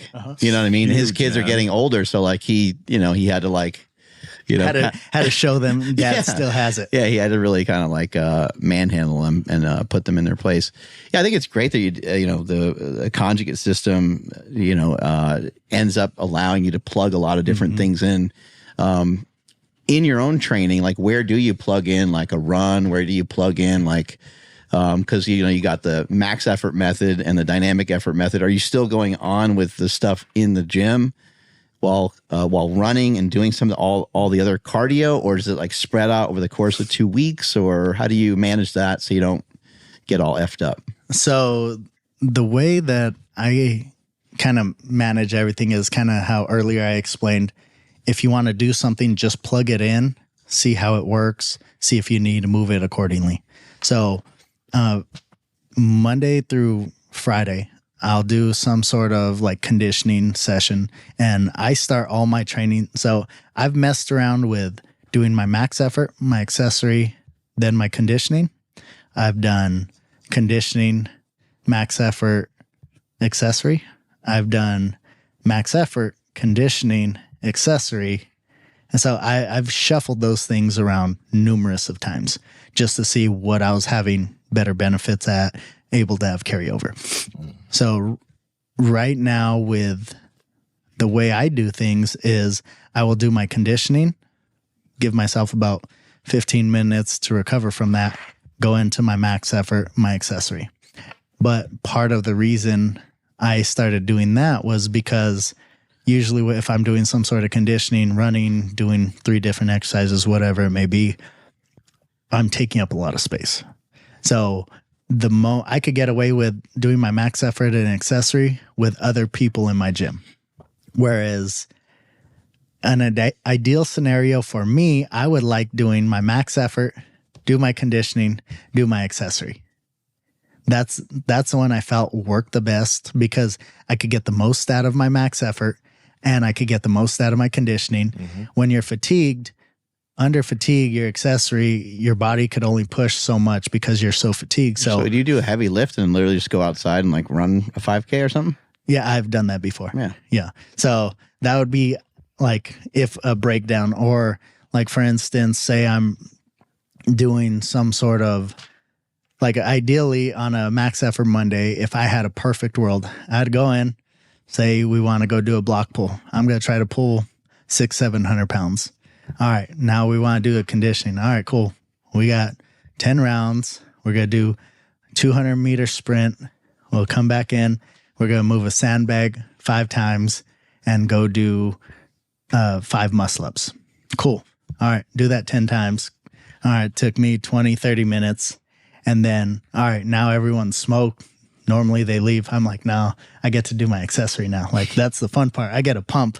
Like, and so being able to mix all these different things in, I felt the best. But being that if I'm doing 10 rounds of something, you're looking at 30 to 40 minutes of movement. So by that time, people start coming in, they're taking up space. I'm like, I don't want to be that person to be like, oh yeah, you can't use any areas I'm in. Bro, you're taking up 3/4 of the gym. Like, where am I supposed to train? And so that's part of the reason why we do our conditioning first and then max effort or our dynamic effort and then followed by accessory. Power Project family, how's it going? Now, over the years, I've learned a lot from guests that have come onto this podcast, and I've taken the time to learn many different movement practices. So, for example, if you wanted to learn rope flow, which is a practice I think is just beneficial for everyone, I have a free rope flow foundations course at school.com/thestrongerhuman. Now, the Stronger Human community actually has over 11,000 members, so it's a great community there, but you'll also be able to learn rope flow for free, along with many other things I teach in there, like kettlebell flow, kettlebell juggling, all that good stuff. So head over there. Along with that, if you're looking for where to get your equipment as far as ropes, maces and clubs, sandbags, all that good stuff, you can head over to thestrongerhuman.store. And on that site is where I have all of the different functional fitness equipment that I use to become a stronger human. So check those out, and let's get back to the episode. What's some of the conditioning look like? So there various, it depends on the day. We literally go in on the day and I'm like, hey guys, what do you want to do? Because there was plenty of times I would just write out the week and be like, all right, hey, this is what we're going to do. Mm-hmm. And next thing you know, it's like, all right, well, I go look back the last month. I'm like, oh, well, I wasn't mixing this movement in. I wasn't mixing that movement. So I let my training partners decide, what do you guys want to do today? So that I'm never just cherry picking anything. Mm-hmm. And then vice versa, all of us will discuss it. It's like, oh, hey, this guy wants to do 100 burpees today. I'm like, I'm not doing 100 burpees. Like, show me where a burpee is going to make me a better man. And then, all right, maybe I'll mix them in. Like, this research just came out today. Yeah. I'm from like, Harvard. Yeah. I'm like, what did the look of all these recipients that did the research and the people that actually, they were just benefiting from actually moving more. It wasn't the burpees, I promise. Right. Yeah. So, but like on a typical day, mixing in, like, so on Thursdays, I jump on my active recovery days. And so like trying to mix in my jumps, trying to mix in my sled work, trying to mix it all in. And then going back to what you were saying is, so like if I have a high rocks coming up, normally what I do on my Monday is I would do like some shorter run stuff, more sprinting. Then after I do that, then I would do that before my partners would get in. They get in. All right, what conditioning you guys want to do? We'll do some interval stuff. All right, once we're done with that, all right, let's go do max effort. All right, once we do our max effort, hit that. So Mondays and Fridays are like my run only days. So I'll have a run workout, shorter one, and then I'll do my lower half stuff. Fridays, I'll do like my longer run, and then I'll go in, and if I do a conditioning with them, cool. If I don't, it's fine. I just ran for an hour. Like it's my conditioning's cool. And then I'll go do my max effort upper, my accessory for my upper. And then like mixing in my Olympic lifts, because I'll do my max effort Olympic on Wednesday. So the way that day would typically look is I will do my conditioning. I will do my dynamic squats. So get my nervous system primed with my squatting. And then I'll do, for my second movement of my pull, will actually be my max effort pull with either snatching or cleaning. And I've mixed in between banded cleans, which in the weightlifting world, banded cleans, banded snatching gets, it messes up your pulls, it messes up this, that, and the other. I was like, you do realize when there's constant tension on the bar, it'll show you exactly where you're slow and you're weak. Oh, well, it messes up my third pull when I'm getting under this, that, and the other. I'm like, bro, just because you read some book or listened to some coach talking about first, second, and third pull doesn't mean you know what you're talking about. So it might not be a nice way to go about it, but I'm like, how much do you snatch? How much can you clean? Oh, well, my best clean is 245. Okay, cool. Well, I just hit 350 on Friday. So how am I going to listen to you about how to properly pull when like I do your max effort for reps? And so I'm like, trust me, if you can snatch, clean and jerk under band tension, I promise you, you'll be faster. Every single pull will be quicker and you'll become more proficient at it. Because now you have to move now rather than, you're lazy on this pull. Well, how do we get better at that pull? Oh, well, I'm just going to do block work and pull unders. I was like, you want to know the fun thing about bands? It's pulling down always. So if you want to get under it faster, it's going to force you to either get under it quicker or you're going to miss.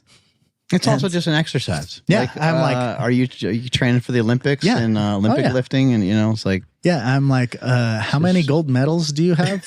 Oh, you don't have any. That's right. You've competed once at a local competition where you took 15th out of 16 athletes. Got it. Noted. Louis Simmons was such a genius, with bands and chains and the sled. I mean, it's just like the reverse hyper, just all the innovation and invention that he's had has been freaking unbelievable. Oh yeah, no, and I appreciate him to the max. And one of my mentors actually had bugged Louis in the 90s. So he an old school power lifter. His name's Anthony Trujillo. I met him when I was 12 years old, and so I was able to learn a lot from him.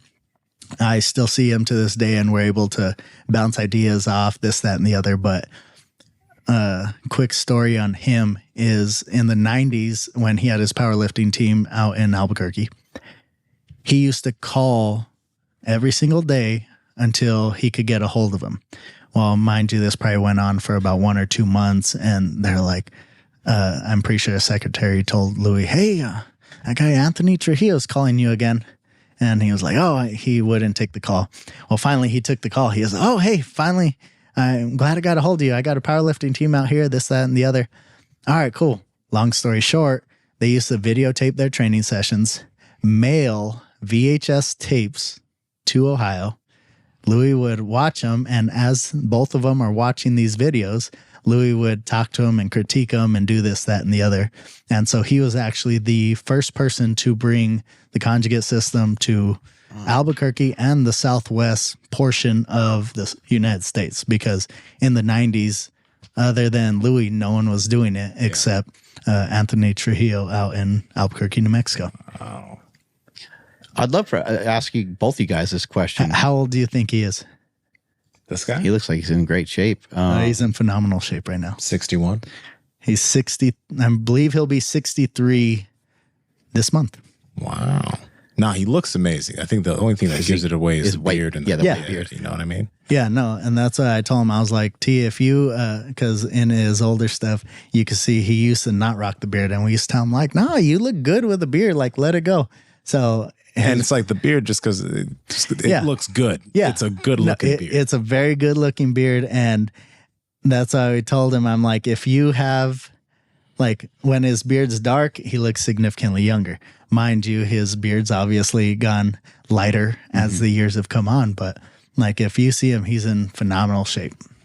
What do you guys both think of, exercises maybe specific for like MMA type stuff? Like, are there exercises that sort of stick out? I know just be strong and go to the gym and find exercises that feel good, work on your weaknesses and stuff. But are there specifics? I see you doing the good mornings. I see you doing the box squats. We talked earlier about utilizing specific exercises that are going to allow you to recover and not beat you up.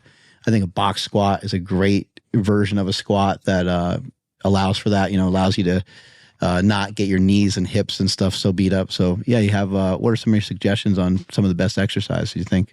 I'm a firm believer in box squatting, good mornings, definitely for the lower half. And because ultimately I tell all of them, I'm like, you're not a power lifter. I don't care. If you're not feeling great today, I don't care about I'll put you on a 20-inch box. It doesn't matter to me, because ultimately, if you find yourself below parallel on the mat, you're probably being put on your ass.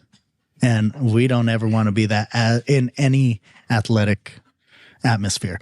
And like you look at a football player, at point of impact, the person that has their hips below parallel is being put on their backside. And so I prefer parallel or even above parallel for athletes, because in every position where you're the most powerful, you're never below parallel. And so I think for lower half, for sure, box squatting and good mornings are a must. And I think too many times we have strength and conditioning coaches trying to simulate movement of any given sport. And ultimately, I look at it as like this. These individuals just went into the gym and repeated the same movement 500, 1,000 reps today. Why am I going to go do a sports-specific movement where I'm just adding a band to the exact movement they did that's already being overtrained? So for me, I look at everything, exercise selection for athletes, as what can we counterbalance what you're doing. So if you're a boxer and you're doing rounds and you're getting 2,000 reps of striking every single day, all right, well, let's try to counter that with getting you 2,000 to 4,000 pulling exercises in the week. Now, that doesn't mean I need to be pulling 400 pounds every single day. Like, go get you a light band. All right, go hit 200, 400 reps of just face pulls. All right, go get on the seated cable row. Go hit 8 sets of 15, super light. I don't want you to feel anything tomorrow. So anytime we do our active recovery stuff, typically we do a lot of pulling just to try to counterbalance how many reps they're throwing forward. Because if they're striking all the time, I need you to try to pull to counterbalance and develop the backside, develop your breaks, so that we can so we could try to eliminate or prevent any overuse injuries. Because it gets me every single time I have a sports specific coach and they're over here doing some sort of banded punching and this, that, and the other. I'm like, are you the striking coach? No. Okay. Stop doing it. Because now if I have someone holding a band, trying to throw a punch, trying to throw a kick, and now they're fatigued, but they still have 50 reps to go, 80 reps to go. Well, now we're going to have 50 to 80 reps of poor technique that now your striking coach is going to come, hey, why are you throwing a punch like this? I don't know. Well, go look at the movement patterns in the gym. They're trying to have these sports-specific movements where they're doing these things, these movements under fatigue. And now, because they're such good athletes, they will accomplish it because they're so good at overcompensating. And so the better the athlete, the harder it is to decipher when they have an impingement or something is just wrong because they're able to mask it and you'll never know. But so quit trying to be in a lane that isn't your lane. Stick to the basics, and you would be surprised by monitoring their volume and keeping it basic, how much more benefit they have. Because ultimately, if I get each one of us stronger, what is your confidence like when you step on the mat? What is your confidence like?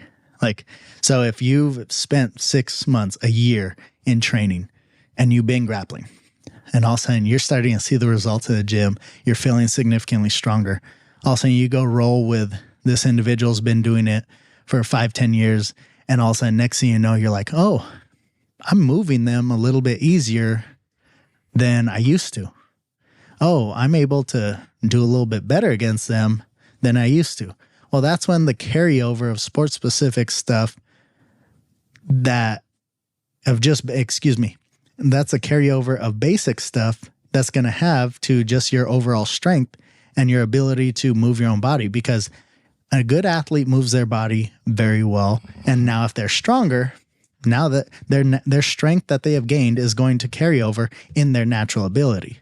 I can't teach Jon Jones how to throw a spinning back kick efficiently by tying a band to his hips and tying a weight to his ankle. Like, no, he had to practice the movement, basic strength, and let that go over. But on the same note, you might have an exercise that it might show up later that where he's a little stronger, a little better because of some sort of balance stuff you worked on with him, or single leg or walking lunges or whatever, right? Yeah, absolutely. And that's where I think coming out with normal movements that are, all right, everyone just in general needs. Right. And if we get better at all these movements, it'll carry over to their athleticism. The athletes will continue to be a better athlete as long as their body allows them to do it. And so making sure their body's in the best position possible physically and how well they move, then let them go move with their individual coaches, and now it'll become even better. I first started hearing about transcriptions from Thomas DeLauer. Yep. And, Thomas is somebody that's an animal with working out. You got a chance to work out with him. I worked out with him. And he's kind of always on the front lines of finding out about these new companies that have cool things. But I didn't really realize that Transcriptions was the first company to put out methylene blue. And now look at methylene blue. It's so popular. It's everywhere. It's one of those things. If you guys listen to this podcast, I'm very iffy with the supplements that I take. Because there's a lot of shady stuff out there. You got to be careful. The great thing about Transcriptions is that when people want to get methylene blue, usually they'll go on Amazon, they're going on these other sites. It's not third-party tested. It's not dosed. A lot of people end up with toxicity from the blue that they get because there's no testing of it. Transcriptions, they have third-party testing for their products. It's dosed, so you know easily what exact dose of methylene blue you're getting in each troche. So you're not making some type of mistake. There's not going to be anything in it. It's safe. You can have it dissolve and you can turn your whole world blue if you want, or you can just swallow it. They have two different types of methylene blue. They have one that is, I believe, dosed at 16 milligrams, and they have another one that's dosed at 50 milligrams. So make sure you check the milligrams. I don't recommend anybody start at 50 milligrams, but the 16 I feel is very safe. You can also score the troches and you can break them up into smaller bits. Yeah, that's what I do. And in addition to that, on top of the methylene blue, they have a lot of other great products and stuff as well. They got stuff for sleep. They got stuff for calming down, all kinds of things. I got to say, I use it about 2 or 3 times a week. I use it before jiu-jitsu. And the cool thing that I've noticed, and I've paid attention to this over the past few months, is that after sessions, I don't feel as tired. So it's almost like I've become more efficient with just the way I use my body in these hard sessions of grappling. And it's like, cool. That means that, I could go for longer if I wanted to, and my recovery is better affected. It's pretty great. I know Dr. Scott Schur, we had him on the podcast, and he talked quite a bit about how he recommends methylene blue to a lot of the athletes that he works with. Yeah. And they're seeing some profound impacts. And one of the things I've heard about it is that it can enhance red light. So those of you doing red light therapy, or those of you that have some opportunities to get out into some good sunlight, it might be a good idea to try some methylene blue before you go out on your walk or run outside or whatever activity it is that you're going to do outside. And this stuff is great, but please, like, first off, they have that stuff for staying calm. They have stuff for sleep. But remember, this stuff isn't a substitution for sleep. This isn't a substitution for taking care of your nutrition. This is supposed to be an add-on to all the things that we already should be doing. And it's going to make things so much better if you're doing everything else too. And I think this is just a little different too than just adding some magnesium to your diet. I think this is a little different than... Yeah. Treat these things appropriately. Make sure you do some of your own research. But if you're taking medications, SSRIs, you better talk to your doctor first. Don't be popping these things. And if you're taking any medications at all, it'd be good to double, triple, quadruple check and make sure that you're safe. Transcriptions has a lot of great things that you need, so go and check out their website when you have the opportunity. Strength is never weakness, weakness never strength. Catch you guys later. So I think everything said there is really good. I'm going to also reiterate, like, the box squats and low range of motion movements that you can work, slightly heavier loads. It could be a barbell back squat or barbell box squat. It could be a sandbag box squat. It could be a sandbag floor press, barbell floor press. You can move more load if you can decrease the amount of range of motion the joints have to move through. There's the other side where there's also a benefit, especially with my sport of Brazilian Jiu-Jitsu. You get in a lot of deep joint angles, and you want the joints to be able to be resilient in those deep joint angles. But the thing that the athlete needs to learn how to do is that I'm not going to move the same types of loads. I move in my short ranges, like my box squats, in something like a reverse Nordic, where you're on your knees and you're moving backwards with a light load, or an ATG split squat, where you're having a dumbbell in both hands and you're moving into the deepest range of motion in the front knee and extending the back hip. But having some of those movements within a weekly program, meaning it could be done once a week, it could be done twice a week. It doesn't need to be done every single day you train in the gym, but a day where you touch deep joint angles with reasonable load, that's going to be helpful for building the structure of that joint through that range. And especially in jiu-jitsu, there's so many times where you get into these positions with people where, you have deep knee flexion, or they have your knee in an odd position, but you can actually train strength in those positions so you don't feel as wonky when you get there. So there's that. Having sometimes and all of this comes within the realm of structure building. So it builds muscle, it builds tendon, it builds joint resilience. That's all structure building. That's good to do. I would also say to pay attention to the areas like your neck, right? These areas that for grapplers get attacked a lot. A lot of athletes don't train those areas. So I look at joints like I pay attention to joints like the neck, wrists, ankles, knees. I do things for that. Obviously squats are going to hit that, but I think people just forget about that area. So just don't forget about the neck.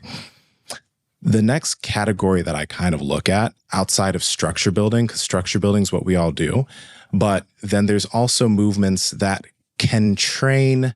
I look at it as they can train your movement ability of these joints while also allowing you to work with some load.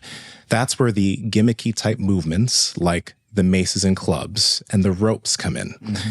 I think because there seems to be like within fitness strength conditioning, martial arts strength conditioning in general, there are people who like look at maces and clubs. What other type of implements would be kettlebells, right? They look at those things, and since it can't be loaded and it's being used to move fluidly, it's seen as a total gimmick. And it's either you're in the party of strength training and compound movements, or you're in the party of the maces and clubs and the gimmicks and the kettlebells and that type of stuff. And I think that's just like really, that's unnecessarily divisive, Yes. Unnecessarily so, because these things have different benefits. Maces and clubs are not going, and kettlebells will not build necessarily as much muscle as working with heavier implements like heavy sandbags, dumbbells, isolation work with kettlebells. But the thing that they do is that they help you work specifically the joint of the shoulder within its full capacity. So a lot of times when we're in the gym, we're moving something up and down, or we're moving it forward and a bench or an overhead press. But when you're swinging an implement, you're able to actually work the shoulder within the ball and socket through rotation, getting that shoulder in different ranges of motion that you wouldn't be able to handle, along with also getting a good amount of rotation of the scapula. And then over time, you can load that. One thing I look about at these, like that type of practices, is it helps train the core with dynamic rotation. And when I say dynamic rotation, I'm not going to spend too long on this because I want us to get back to what you were talking about. But when I say dynamic rotation, I think of something like a squat. And when you're squatting, or you're doing like an ab roller, or you're doing a leg raise, you have a stable, fixed core. You have to keep it stable and fixed. But when you are swinging any type of implement like a mace or a heavy club or whatever that is, you now have to stabilize that dynamically in relation to the rib cage and the scapula, right? So one thing that people find after doing stuff like this is that they have better function of the shoulder, they have better function of the scapula, they get good movement of the rib cage, and almost like swimming, or almost like these types of practices, you're able to work with load, you're able to keep the load moving, but afterwards you almost feel better than when you did before. You don't feel as stiff, you don't feel as beat up, you don't feel as rigid, and you can progress that load over time. So the benefit of that is that it can help all these areas move better. It can help increase the resilience of these areas. And it doesn't beat you up as much as potentially your structure building work does, right? Because if you're a martial artist, you're doing so many things that make you feel more tired afterwards than before, that it's good to have practices that can move your body in the right direction without taking too much away. But you still need the structure building side. I think that's what people miss. That's why people call the kettlebells, maces, clubs, etc. Because you can beat yourself with kettlebells. Don't get me wrong, you can. But the reason why they think those things are gimmicks is because they look at these things in a vacuum.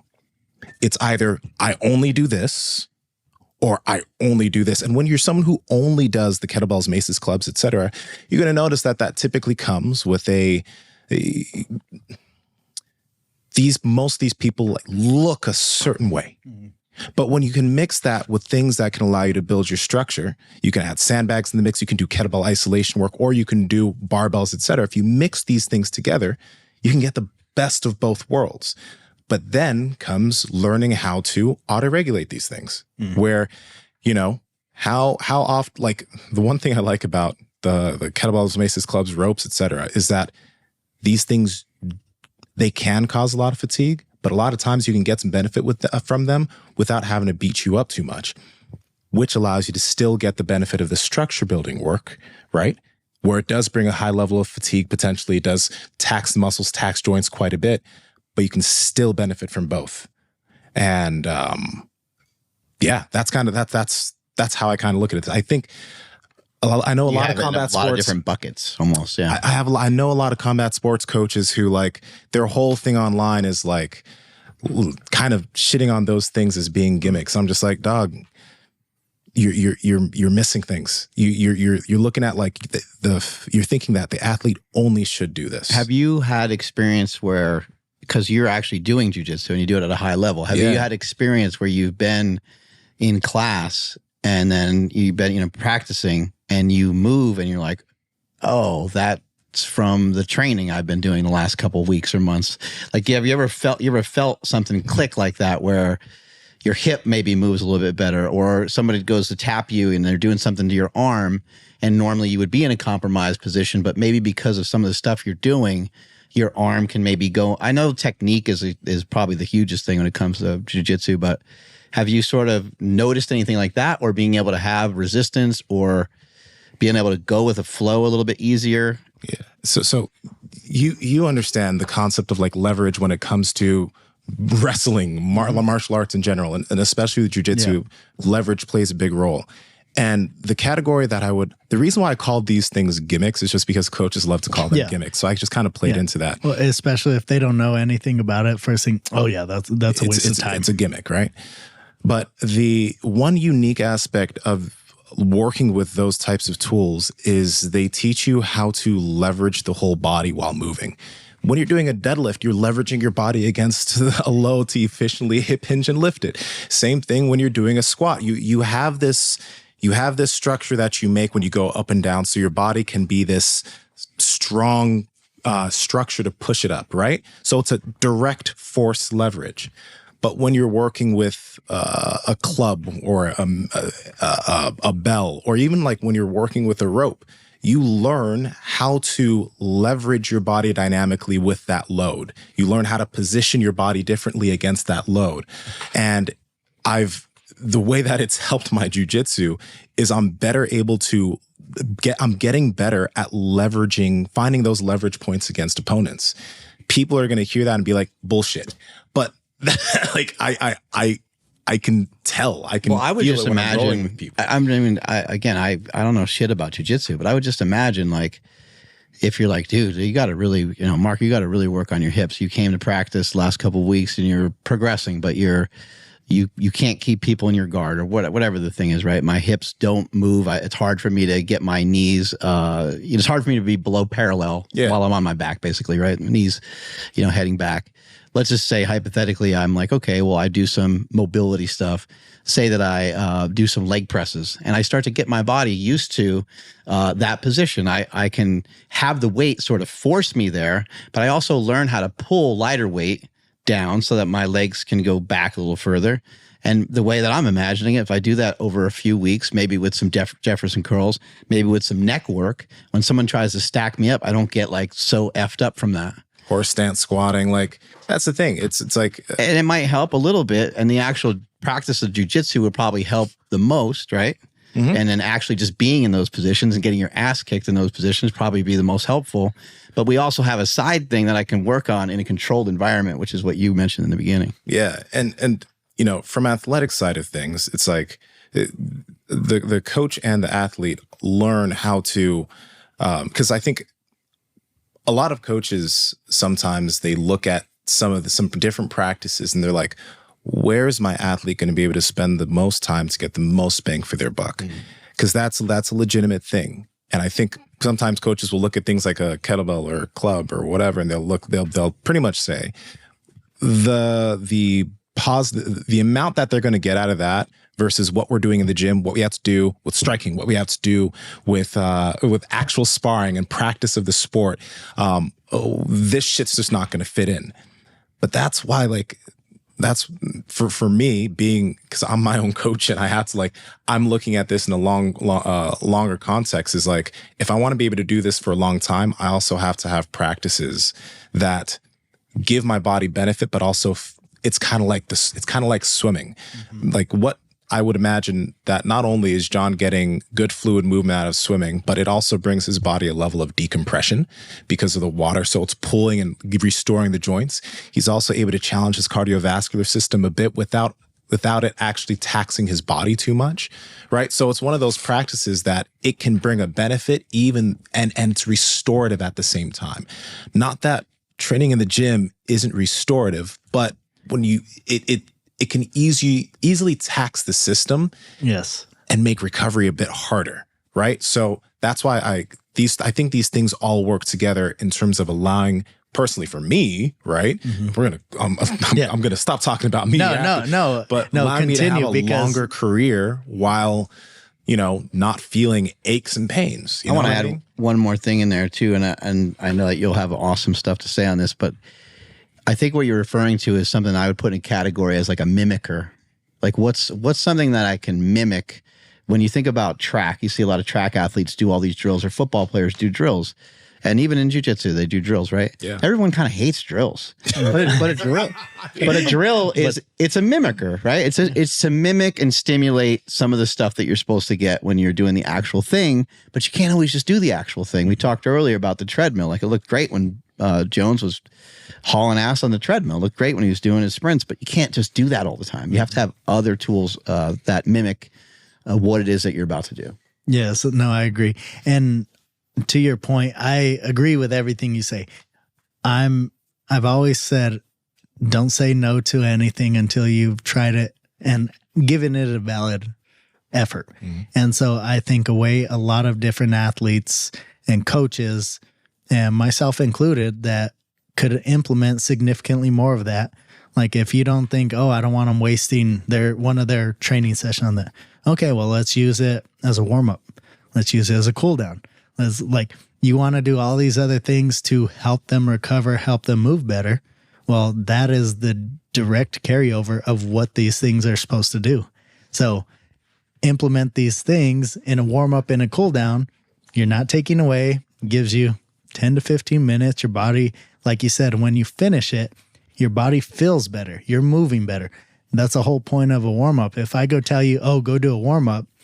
Oh, okay, I'm good now. Okay, well, we start moving. Are you really good now? Or do we need do you got to go roll out? Do you got like, what's bugging you because you're not moving like you're good? Well, at least these movements between rope and all these other things that you're discussing, it'll allow you to actually move better. And so you could be in all these odd end ranges so that you could feel, all right, do I feel good when I rotate? Does my shoulders, are they opening up the way I need to? Are my hips opening up the way I need to? And now that'll allow you to, I think, for everyone to allow that to break into and merge these two different things. So you got, instead of you shitting on this one, you shitting on this one, why don't you implement a little bit of what I do? I'll implement a little what you do, and let's find some common ground.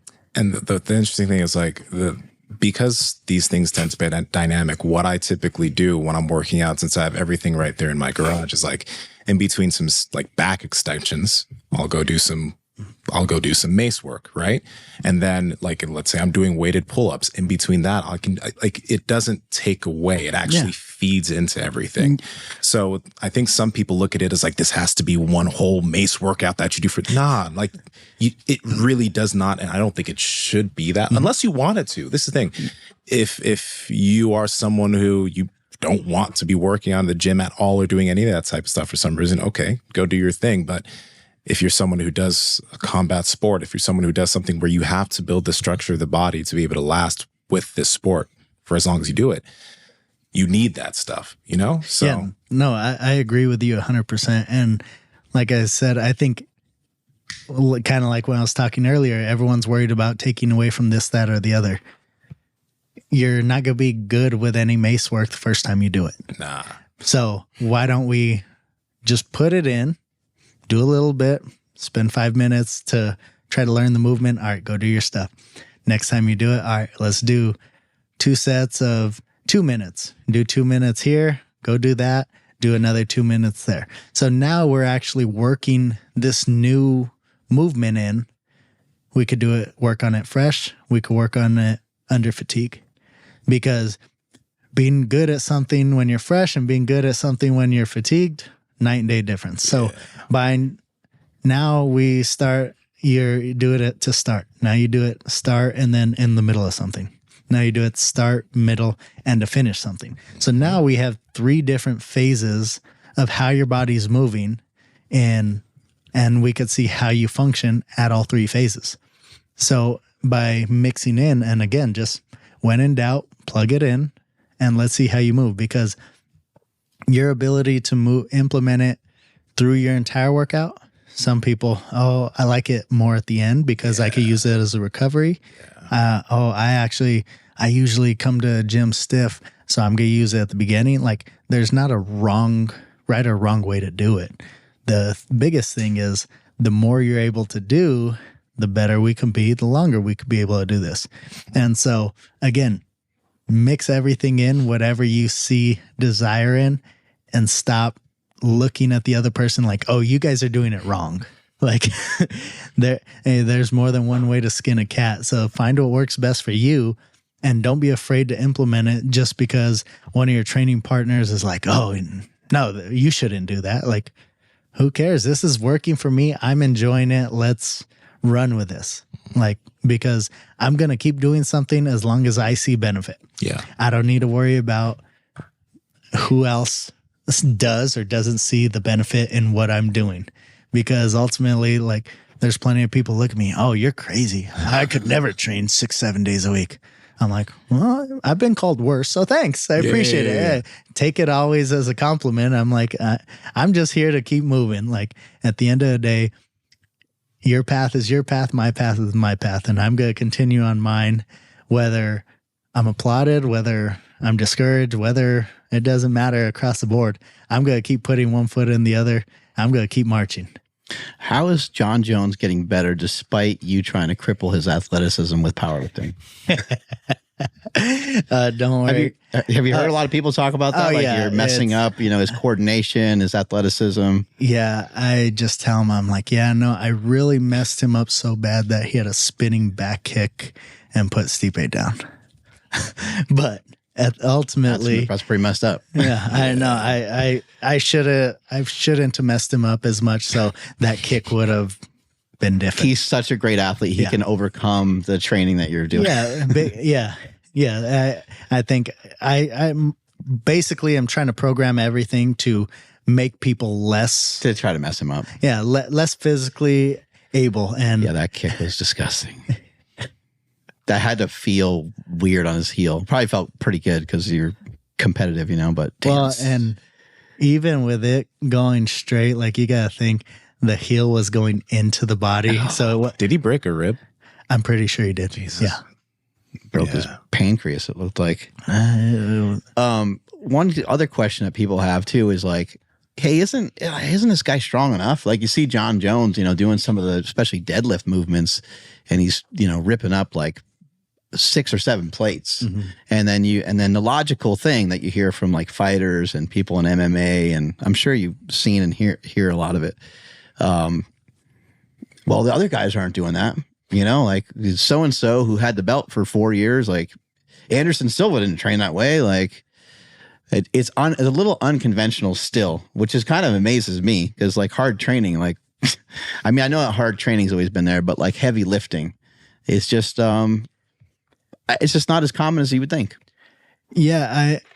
I think the biggest reasoning why heavy lifting is like frowned upon in a lot of athletic spaces because first thing, everyone's so afraid of injuring people that they avoid so much.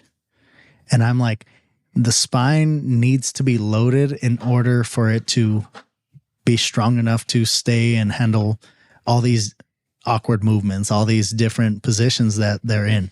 Well, everyone's so afraid of hurting a back that the first thing they do is, oh, no, we're not going to do that. You'll probably hurt your back. Mm-hmm. So you go to Home Depot, what do you see on all the proper demonstrations on how to properly lift this box with 2 persons? Well, I usually take that as a challenge because I always try to lift it by myself. Yeah. But it's like, oh, make sure you don't bend over and use your back. I'm like, no, I actually need people to use their back. Like everyone that's claiming that has the weakest back possible and their force production is next to non-existent. And so for me, I look at it as the probability of someone hurting themselves on a 1 rep max is significantly lower than if I go have them do a 10 rep max because movement patterns change under fatigue. And so every single rep I add, that's adding a different variable every single time. So by working with these heavy loads that are dangerous and going to hurt a lot of people, well, those are the same people that are repeat customers to your local chiropractors that are, oh yeah, my back went out again. Well, how much have you been training? Like how much have you deadlifted? Oh no, that hurts my back. Well, have you ever hurt your back in the actual gym? Oh, well, no. Well, how'd you hurt your back? Oh, I was bending over to tie my shoes. I'm like, well, if you don't know how to properly hinge and all of a sudden now you're hinging to go tie your shoes, I think there's something to that. Or like you go to walk upstairs and you can't walk up the stairs because it hurts your body too much. Well, maybe you should start squatting. Maybe you should start doing lunges. And so with loading him, I always tell everyone, I'm like, there's peaks and valleys in everyone's training. Is someone able to, like, when you had your biggest squat, were you squatting that for every single week for how many weeks? No, you hit it. And it's like, all right, cool. Well, what happens? All right, no, I hit this feat. All right, let's work on other things. It doesn't mean that you could always squat that. It doesn't mean you could always bench, always deadlift that. Like So there's peaks and valleys in these training and in everyone's training. And so just because you hit a certain number, you could always try to get stronger because now you're like, oh, I hit this feat. I want to try to accomplish something else. So now, okay, I want to bench 3 plates. I want to bench 4 plates. Okay, cool. Well, what happens? Well, you're spending a little extra time focusing on your bench. What happened in my squat? No, it fell off a little bit. So, okay, well, all right, let's try to mix that back in. Yeah. Oh, what happened to your deadlift? Oh, yeah, I haven't done any of those. Okay, well, let's start deadlifting. So you're only seeing snippets here and there. And it's like, oh, well, someone's strong enough. Well, you could always be stronger. I mean, you say it all the time. And so that's why I tell everyone, I've never met anyone, John, all my athletes, that got stronger and showed up. Yeah, that didn't play well for me. I was way too strong for that person. I think I wanted to give them a little bit more of an up and be a little weaker. It sucked how the guy couldn't get out of my grip. Yeah, I felt so terrible that I went in, I won, and now I'm making millions off this win. Like, Right. like I don't know a single person that's the only people that I've ever come in contact with that have been like, oh yeah, no, you're too strong, aren't very strong. I'm like, they're weak individuals. Whether that's physically, mentally, typically it's both. But I've never once been like, yes, I'm way too strong right now. I need to chill out. Because every time you look at the bar, there's always room on it. So, well, what else can I do? Why does anybody ever agree to get kicked by Bones Jones? You ever see people do that? They're like, oh yeah, just give me like the. I haven't seen any of those. I've seen like people. Well, yeah, if you pull it up, there's plenty of people that have been kicked, or even really? at like, I think They're like, there's been I just want to see what it feels like. Yeah, It's no. like, why? That's Are you just- out of your mind? He I know probably why. takes percentages away. Like Oh, it's, he takes away from that kick too. Oh, don't it's worry, light. those kicks are only like 50%. It's like They he just hurt goes, like hell. Yeah. He's just like usually like a little tap. Oh, This is like a kid. yeah, nah, yeah. No, it was easy. He was like, He's like, put okay, a I'll little, go, put I'll a little go, more man. on it. Look at how smooth just his little jab like that he did. Oh my god, is that real? Yeah. He was like, all right, you want more? Does he have people sign waivers and shit? Because like I feel like I this just is don't like think he cares. I don't think he gives a shit, right? He's kind of like that, right? He's Well, like, I think. I'm sure he might get like, you know, you didn't Yeah. want to get fully set. So thankfully, every time this has ever happened, it's always been filmed and it's them asking for Right, it. right, So, right. hey, Yeah. you know, we got that kid even picked his leg up a little bit. So Oh, yeah. the kid took Oh. the cushion off of that. I mean, he cushioned it a little bit by picking Yeah. up the leg. Have you ever grappled with it? Have you ever like, Well, he or are tries. you just like, nah? He tries to grapple or shadow box with me every single day I see him. Of course. And I tell him, John, no. I'm like, he's like, oh, come on. I'm like, you are literally the best person ever on the planet. Like, so I already told him, I was Yeah, like, what if don't he worry. just goes into like full fight mode because like you hit him a little bit or something? Oh, no. That's why I said I would never do it. Every single day we're in the gym. I'm like, John, there's only one thing I would do if like you were trying to come at me. Run. I was like, no. Well, first things first. See that 5-pound dumbbell? I can throw the heck out of anything. Practice. Oh well, Just in case. I played college baseball, so I'm pretty good at throwing things or swinging things. So and I told him, I was like, see that 5-pound dumbbell? I'm grabbing that. I'm gonna hit you, and then I'm running. I was like, because I know I'm faster than you, and I will keep running. I was like, I run enough to I know you won't catch me. And then so it's either A or B. I'm pretty sure I'm probably gonna butcher this, but it's like some Thai fight sticks or something he has in his garage. I was like, or I'm getting one of those and I'm hitting you and then I'm running. Either way, it ends with me running and you're going to be very mad because A, I would have hit you at least once because I could hit you at a distance with an object. And then I'm running. So now you're like, oh, hey, he hit me and he took off. I like and how I much didn't he's get to get thought him. about this. Oh, yeah, no. Hey, all- well, like I've told him, like I said, I see him 5 days a week. So, and we've been working together over 10 years. So every single time he tries shadow box, well, every time you come in contact with a fighter or wrestler, first thing they want to do, They'll come grab your wrist. They'll come try to grapple with you. Shadow box. They'll do something. You ever seen him be asked that question? You ever, what is the guy asked him a question about, are you a bad person trying to do good? Or you, like, have you ever seen that before? That clip? Yeah, I've seen that clip before. What is your kind of interpretation of how he is? Because he was like, yeah, I think I'm a bad dude. I think he is a genuine good person, very down to earth. I think the issue is at his level of fame, he has so many people saying, I want this, I want that, like with their hand out. It's like at some point, every single man's going to be like, stay away from me. He doesn't really have any real people except a couple people like yourself. Yeah, right? so he has a very good tight-knit circle. But at the end of the day, like I said earlier, he has very good intuition on quality individuals and lesser quality individuals.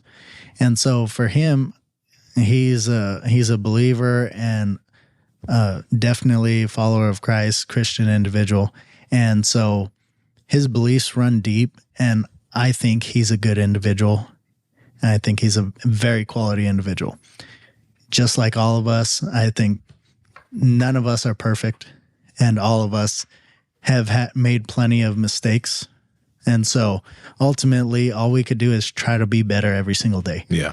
And that goes for myself. That goes for everyone on the planet. He has a killer instinct that seems to be a little different than even some of the best. You know, it seems to be like he's able to switch into a gear.